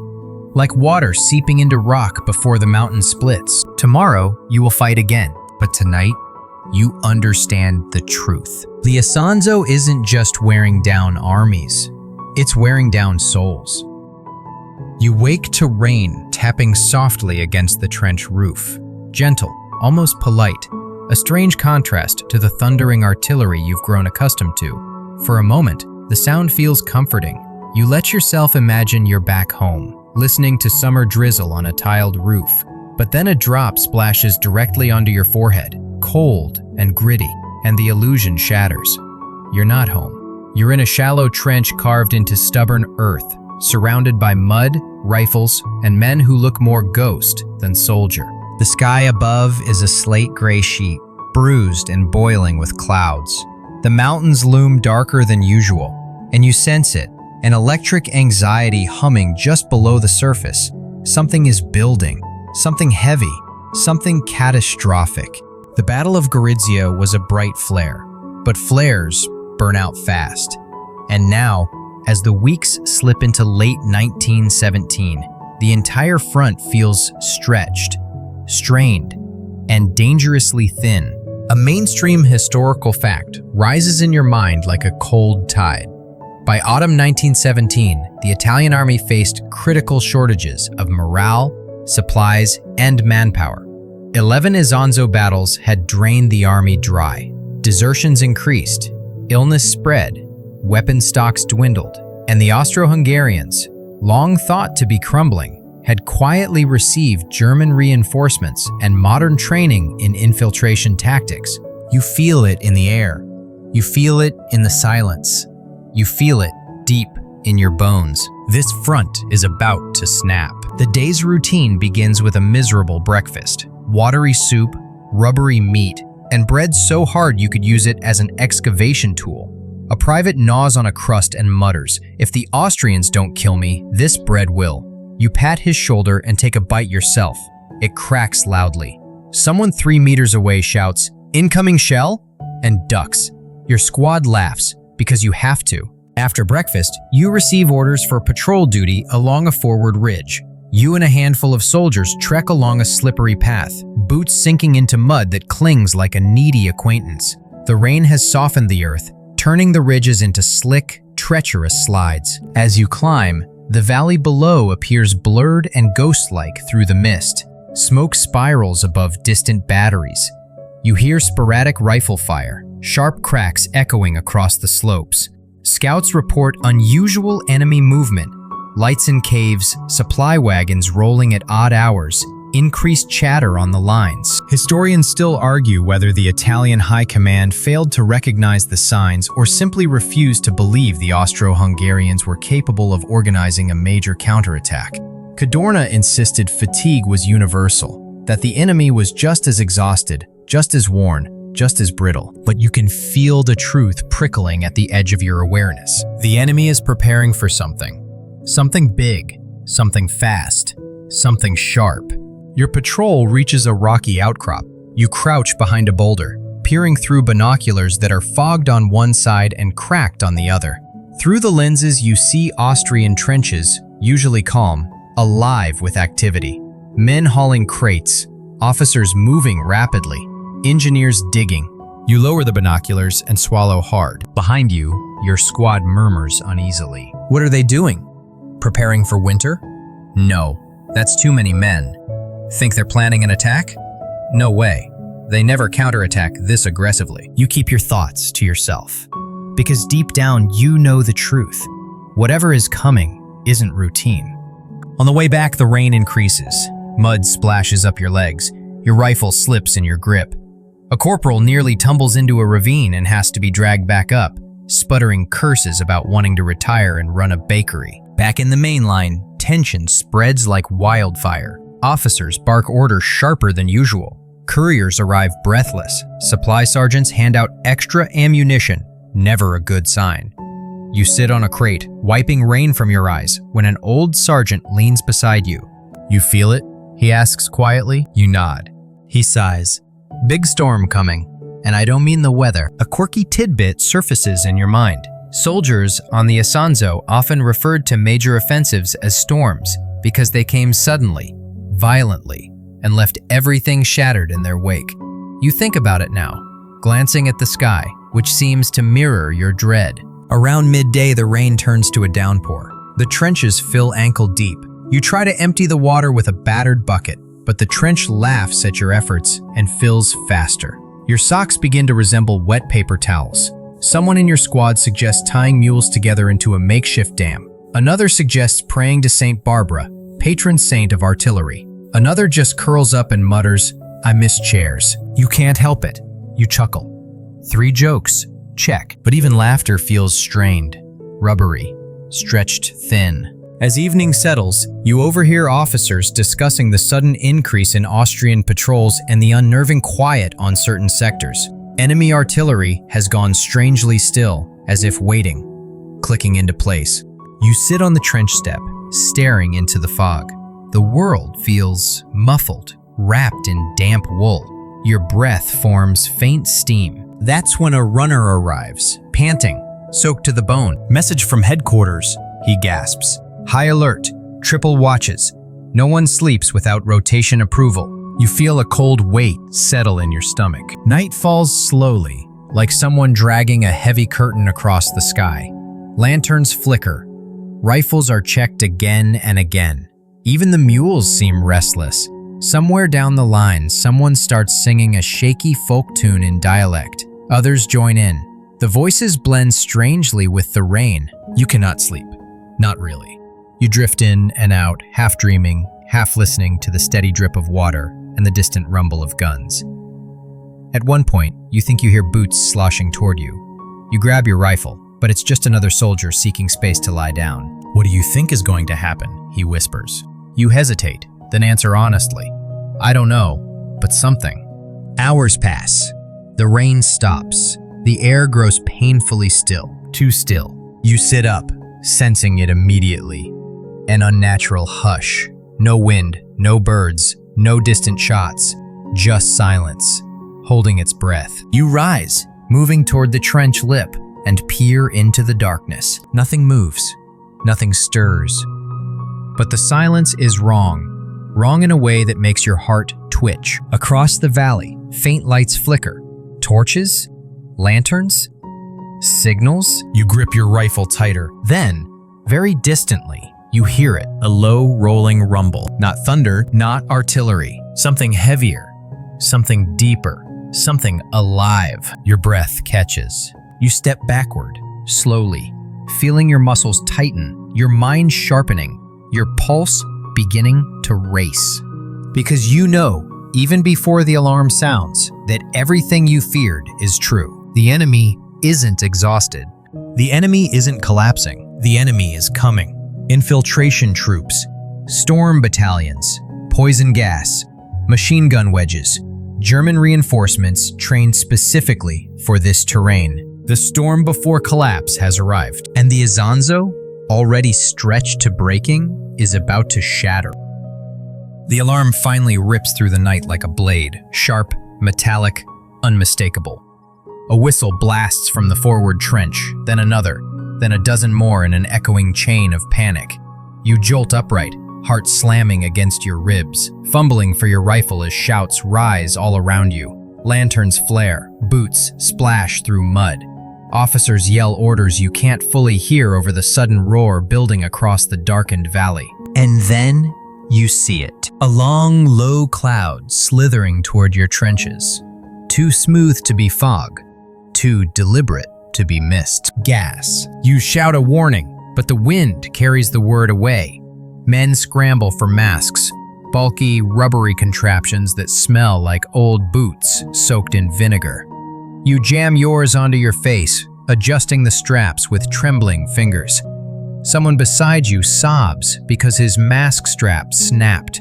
Two others grab him, press cloths over his mouth, and drag him to a deeper trench. The gas rolls over you like damp velvet, muffling sounds, smothering breath. Your eyes sting. Your throat tightens. Even with the mask on, you feel the edges of panic nipping at you like cold teeth. You stumble down the trench, boots slipping on the newly slick wood planks, and brace yourself against the wall. A mainstream historical fact flashes through your mind. On October 24, 1917, during the 12th Battle of the Isonzo, known forever as Caporetto, the Austro-Hungarians and their German allies launched a massive assault using poison gas and cutting-edge infiltration tactics. The Italian lines, thin and brittle from exhaustion, collapsed with terrifying speed. You lift your head again and peer through stinging eyes. The Austrian lines have vanished into a rising fog. But through that shifting cloud, you hear a new sound. Quick, rhythmic, alien footsteps.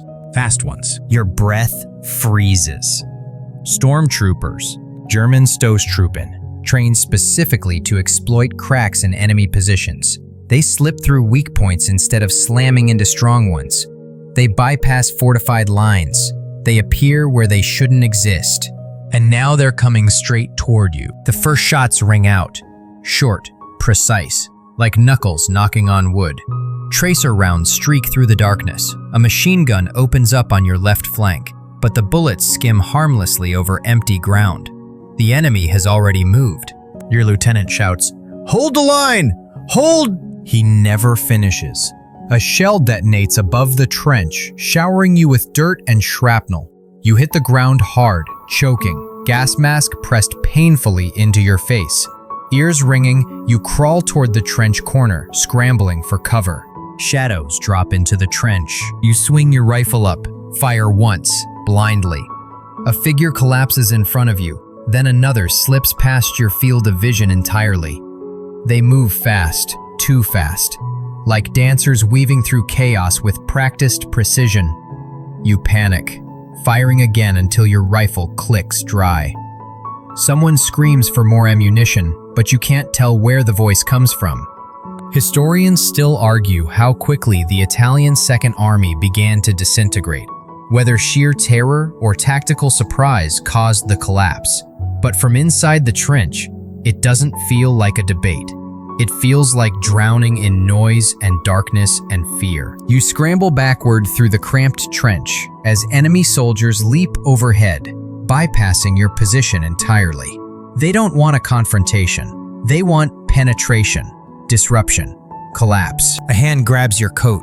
You whirl, ready to strike, but it's one of your own soldiers, mask hanging crooked, eyes wild. "They're behind us," he gasps. Behind? You turn, slow with dread, and see them. Figures moving like ghosts through the gas. Slipping into communication trenches, cutting through wire. Sabotaging heavy guns before the crews can even react. A tear forms in your eye. Not from gas, not from exhaustion, but from the sudden, brutal realization. The line is gone. Not bent, not stretched, gone. Your lieutenant staggers up again and waves frantically. "Fall back!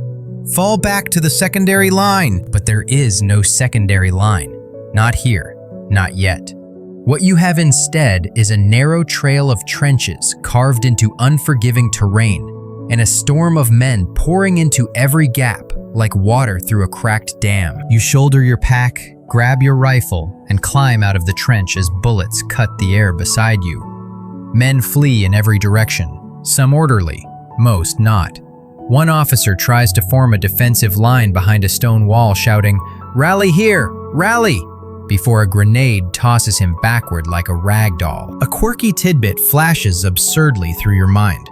Italian soldiers sometimes joked that the only thing faster than the Isonzo River was the speed at which rumors spread in the trenches.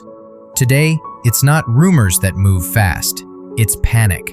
You run, not heroically, not gracefully, not even consistently in a straight line. You run because the mountain behind you is exploding, and the valley ahead of you is the only place not already on fire. The world becomes a blur of mud, shattered trees, broken fences, overturned carts. A private beside you pants. "Where are we even going?" You gasp. "Away." He nods. It's the only answer that makes sense. Shots crackle on your left. A group of stormtroopers materializes from a side gully, firing in bursts. You dive behind a boulder, roll, stagger up again, breath ragged. Mask fogging, legs trembling. This isn't a battle. It's an unraveling. The Italian Second Army, tens of thousands strong, is folding like paper in the rain. You sprint down a ravine, nearly colliding with a mule that looks just as terrified as you are. Soldiers pour past you, shouting fragments. "They flanked us! The gas! Everything's gone! Run!" The words tumble into each other, a storm of fear. When you reach a slightly wider slope, you risk taking off your gas mask. The air tastes sharp but breathable. Your face is drenched in sweat. Behind you, the horizon flickers with muzzle flashes. Then you hear something new. A roar. Not artillery, not guns. Voices. Hundreds. Maybe thousands. Chaotic. Terrified. Italian voices. The line has collapsed. The retreat is real. A tidal wave of soldiers spills downhill in a desperate attempt to escape encirclement. You stumble into the flood and are swept along by sheer momentum. Officers shout for order, waving pistols, waving flags, waving anything they can lift. No one listens. No one can listen. Your foot catches on a rock and you nearly fall. A stranger grabs your arm, hauls you upright, shoves you forward. You don't even see his face. You don't have time. The mountains burn behind you. The sky glows sickly from gas. The trenches you lived in collapse into darkness. Caporetto isn't a battle. It's a breaking. And you, small, exhausted, terrified, are now part of a retreat so vast, so chaotic, so sudden, that the world will remember it for generations. You run until your lungs burn, until your legs give out, until the sky brightens with false dawn, and still, the collapse continues behind you. You don't remember when the running stops and the stumbling begins. At some point, the frantic sprint devolves into a half-crawl, half-stagger, your legs buckling like mismatched tent poles beneath you. The air is cold now, biting, autumnal, carrying the metallic taste of fear and the sour scent of sweat-soaked wool. Dawn creeps slowly over the ridgelines, revealing not a battlefield, but an exodus. You brace your hands on your knees, panting, and look around. The Italian Second Army isn't retreating. It's dissolving. Thousands of men spill along the narrow mountain roads, some in loose columns, others in chaotic clusters, all pushing westward in a tidal wave of exhaustion. Packs bounce, rifles slip from fingers, mules bray miserably under impossible loads. Officers shout themselves hoarse, but their words evaporate into the air like steam. The collapse at Caporetto isn't a battle you survive. It's something you outrun. A mainstream historical fact flickers through your mind, relentless as your heartbeat. After Caporetto, on October 24, 1917, the Italian Second Army retreated more than 100 kilometers in just a few days. It was one of the fastest, largest military withdrawals of the entire war. Part panic, part necessity, part complete systemic meltdown. You fall in with a group of soldiers who look as dazed as you feel. One man has no rifle. Another still wears his gas mask pushed up like a grotesque helmet visor, too afraid to take it off. A third carries a pot of soup he refuses to abandon because he spent 3 hours making this sludge. I will not start over. You nod at him sympathetically. Priorities matter. Gunfire crackles somewhere behind you. Far, but getting closer. You don't turn to look. You're not ready to see what's following you out of those mountains. Faster! Someone shouts. They're cutting the road! Your group accelerates again, boots slipping on wet leaves and loose stones. You pass a line of artillery guns abandoned where they stood. Massive, beautiful machines left behind because the horses and men who pulled them couldn't be spared. One barrel still smokes faintly. A shell lies half-loaded beside it, as if the gun crew simply vanished mid-motion. Historians still argue about where the fault lies. Poor leadership, poor planning, inadequate reserves, panic, or simply a well-executed enemy offensive. But here, in the mud of the Julian Alps, blame doesn't matter. Survival does. As you descend toward the valley floor, you hear a strange sound. Singing. A group of Alpine, Italy's mountain troops, march past in relatively steady order, voices rising in a haunting, rhythmic chant. They're exhausted too, but they hold their formation like a spine running through the chaos. One nods to you. The gesture is small, but grounding. You straighten your posture a little.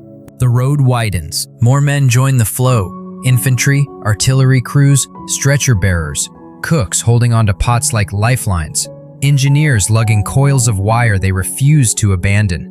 There are civilians too. Slovenes, Friulians, Italians, fleeing burning villages with what belongings they can carry.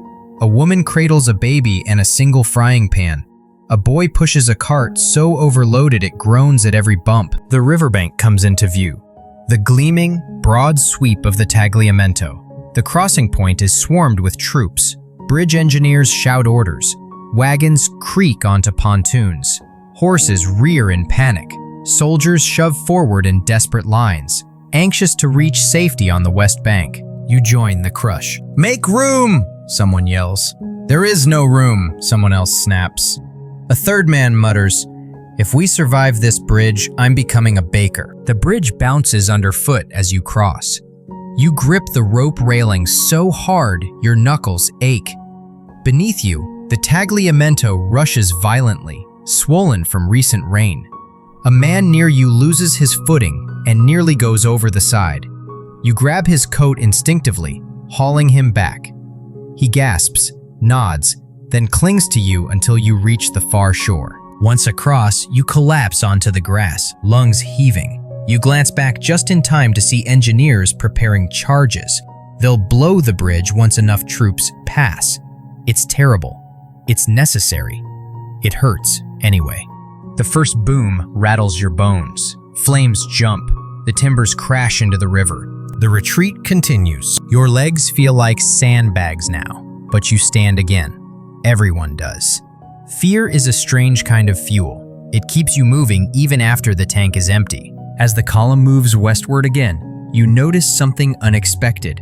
Order is returning, slowly. Officers reorganize survivor units. Carabinieri patrol the stragglers. The chaos settles into shape. Not strong, not confident, but at least coherent. You walk beside a young soldier who looks barely 17. His hands shake as he tries to reload his rifle, even though no one is shooting. You gently lower his hands. "You're safe for now," you murmur. He nods stiffly. Will we reach the Piave? The Piave River, the last natural defensive line before the Venetian plain. Italy's final chance to regroup. Its last breath before drowning. "We'll get there," you say, though you don't know if you believe it. He nods anyway, grateful for a lie that sounds like hope. As you march, you pass through towns hastily evacuating. Bells toll, doors slam. Smoke rises from burning stores of grain and munitions, destroyed so they won't fall into enemy hands. Civilians line the road, offering water, blankets, prayers. A grandmother hands you a chunk of cheese larger than your fist and tells you to eat because heroes need feeding. You don't correct her, you just eat. Hours pass. Miles melt away. Your feet blister, your shoulders numb. By late afternoon, you see it. The blurred silver ribbon of the Piave River snaking across the plains, broad and fierce. Soldiers cheer weakly. Some cry, not because they're safe, not fully, but because they've made it this far. The retreat slows as units reorganize along the banks. Engineers scramble to reinforce bridges. Artillery positions are plotted hastily. Officers bark orders to dig in, form ranks, gather ammunition. The chaos of Caporetto narrows into a fragile, desperate line. Thin as paper, but a line nonetheless. You drop to your knees at the water's edge, plunging your hands into the cold river. The shock brings you back to yourself. Your breath steadies. Your heart steadies. This is where the retreat stops. This is where Italy holds. A quirky tidbit surfaces. The Piave River later became such a symbol of resistance that it inspired songs, poems, and generations of patriotic myth. If only the past could warn you how long and hard this stand will be. As night falls, campfires glow faintly along the riverbanks. Men whisper, officers plan. The enemy advances behind you, but for a moment, just a moment, you feel the smallest flicker of stability. You stretch out on cold earth, too drained to care about the stones beneath your ribs, and watch the stars flicker above the Piave. Behind you is collapse. Before you is uncertainty. But for now at least, you have stopped running. You wake to the low murmur of commanders arguing somewhere upriver, their voices scratchy and raw, as if they've been speaking all night, which they have. The Piave glitters behind them in the early morning light, calm and indifferent, oblivious to the thousand hopes collapsing and reforming along its banks. Your body aches in places you didn't know existed. Your feet throb with each heartbeat. Your uniform smells like fear, sweat, and river mud. But you're alive. And after Caporetto, that feels like a luxury. You sit up, wincing, and stretch your stiff arms. A few soldiers nearby do the same, slowly, cautiously, as if afraid their bones might crack under the strain. The camp is a mosaic of exhaustion. Men hunched over tin cups of watery coffee, others desperately patching boots, some staring at nothing in particular because their minds are still somewhere in the smoke-filled valleys behind you. Officers stride through the mud with forced confidence, shouting orders they hope will disguise the panic still trembling beneath the surface. The Piave stand is forming, rough, improvised, but real. The worst of the collapse has stopped. The line has found its breath again, but you can feel it. Something else is coming, and it arrives before noon. A messenger gallops in from HQ, his horse flecked with foam, his face a mask of urgency. He doesn't dismount, he simply thrusts a letter into a major's hands and wheels the horse around again. The major scans the paper, his jaw tightens, his knuckles go white. Then he announces it. General Luigi Cadorna has been removed from command. A murmur ripples through the ranks. You feel it pass over you like a gust of winter air. Shock, relief, uncertainty, disbelief. Cadorna, the general who shaped your life for more than 2 years. The architect of 12 Isonzo offensives. The unbending statue whose shadow stretched across every trench, every assault, every punishment. Gone. A mainstream historical fact threads itself into your thoughts. After the catastrophic collapse at Caporetto, Cadorna was relieved of command and replaced by General Armando Diaz, a far more flexible and empathetic leader. The Italian government needed a scapegoat, yes, but it also needed someone who could rebuild an army shattered by years of attrition and weeks of disaster. Around you, soldiers exchange glances. Some look relieved, deeply, visibly relieved. Some look unsure, like sheep suddenly told the shepherd has left. Some stare at the river as if trying to see the future reflected in it. Your squad mate Carlo, usually a fountain of questionable jokes, just exhales and whispers, "Maybe now someone will let us breathe." You stand, brushing mud from your trousers, and listen as officers explain that Diaz is taking over immediately. His first orders are already on the way.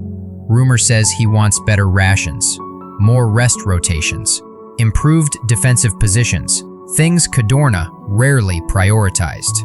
Historians still argue over Cadorna's legacy. Was he a rigid traditionalist trapped in a modern war? A disciplinarian whose policies kept the army functioning? A disastrous leader whose failures led to collapse? But here, on the Piave, the debate feels irrelevant.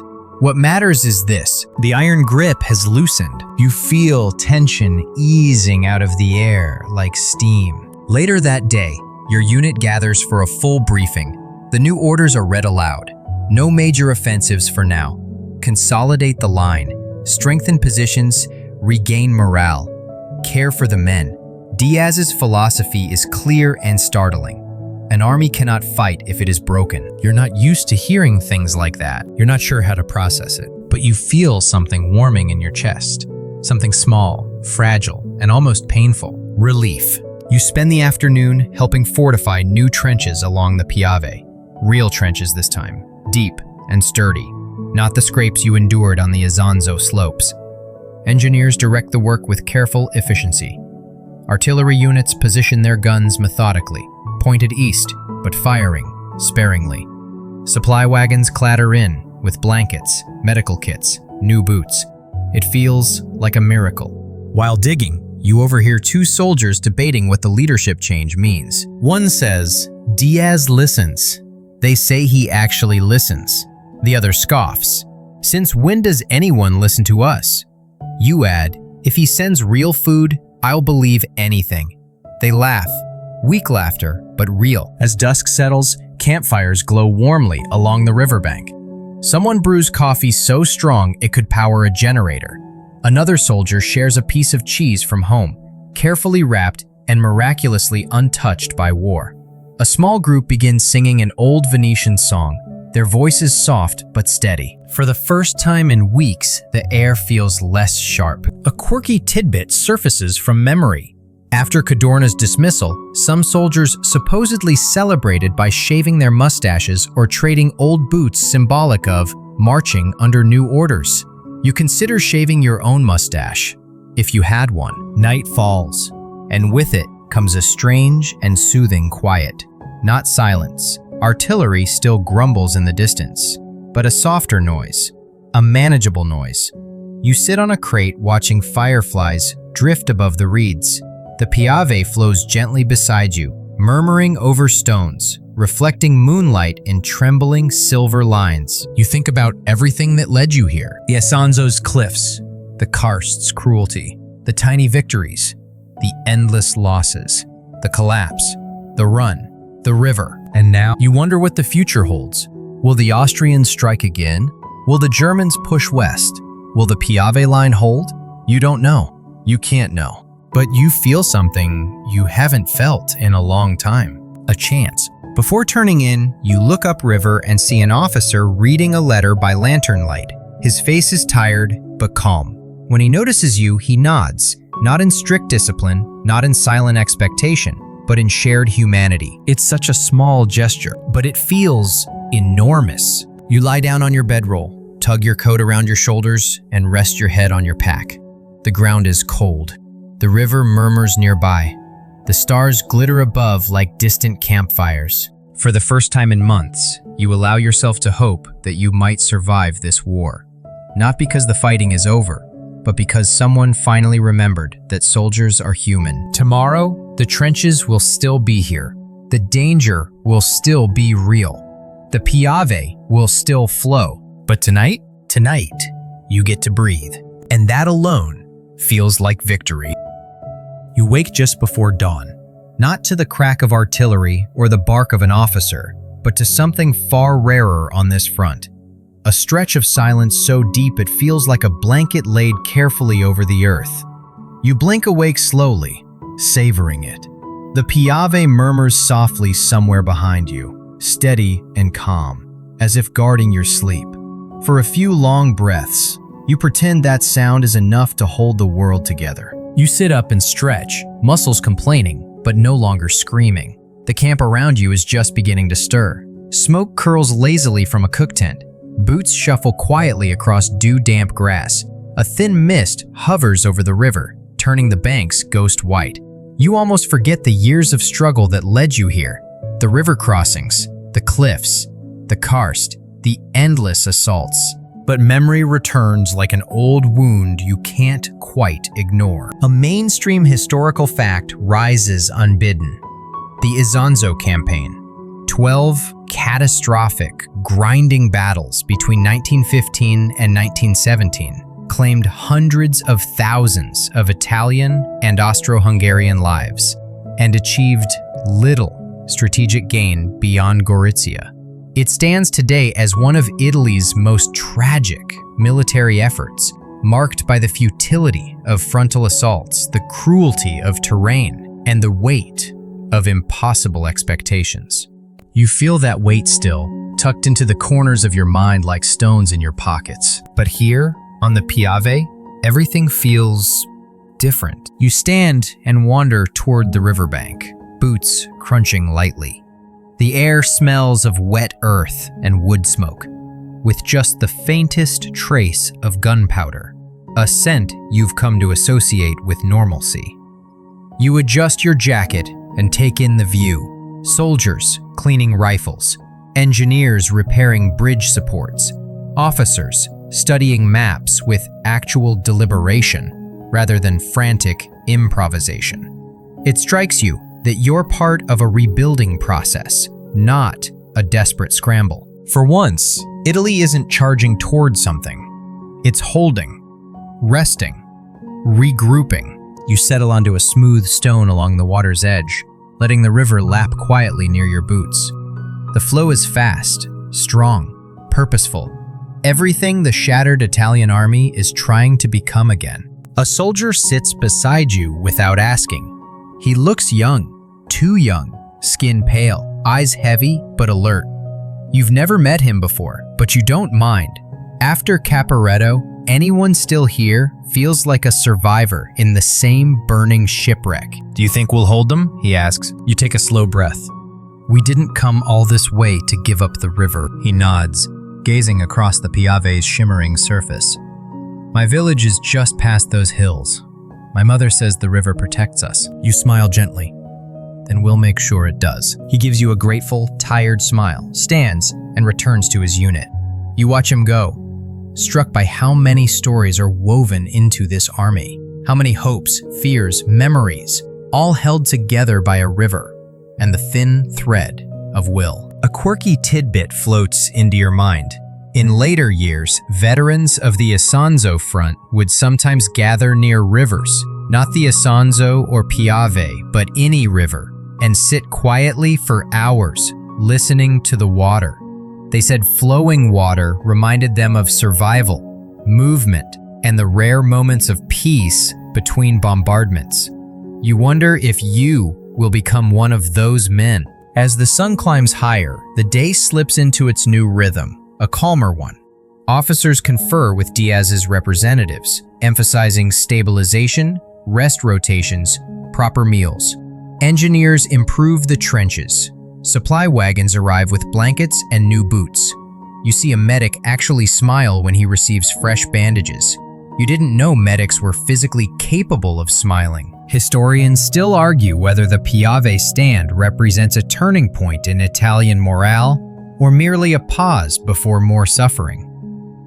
But from where you sit, watching men repair fences, boil coffee, share stories, and take breaths they've long been denied, it feels like a transformation, a reconnection to something human. In the afternoon, while hauling sandbags to a new firing position, you overhear a small group of soldiers talking quietly about the Isonzo battles. "Do you remember the first crossing?" one asks. "I remember the river eating half my squad," another replies. "And the karst? Hard to forget rocks that sharp."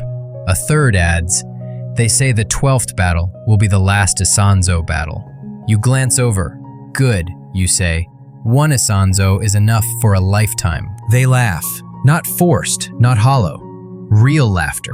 The kind that cracks open something tight in your chest. As dusk softens the sky, you find yourself standing on a bluff overlooking the Piave.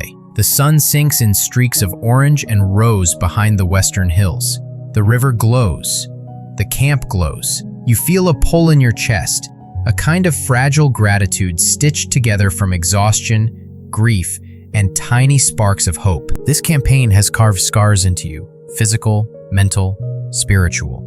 You carry the memory of the karst's jagged cruelty, Gorizia's bittersweet triumph, Caporetto's terror, and every muddy trench in between.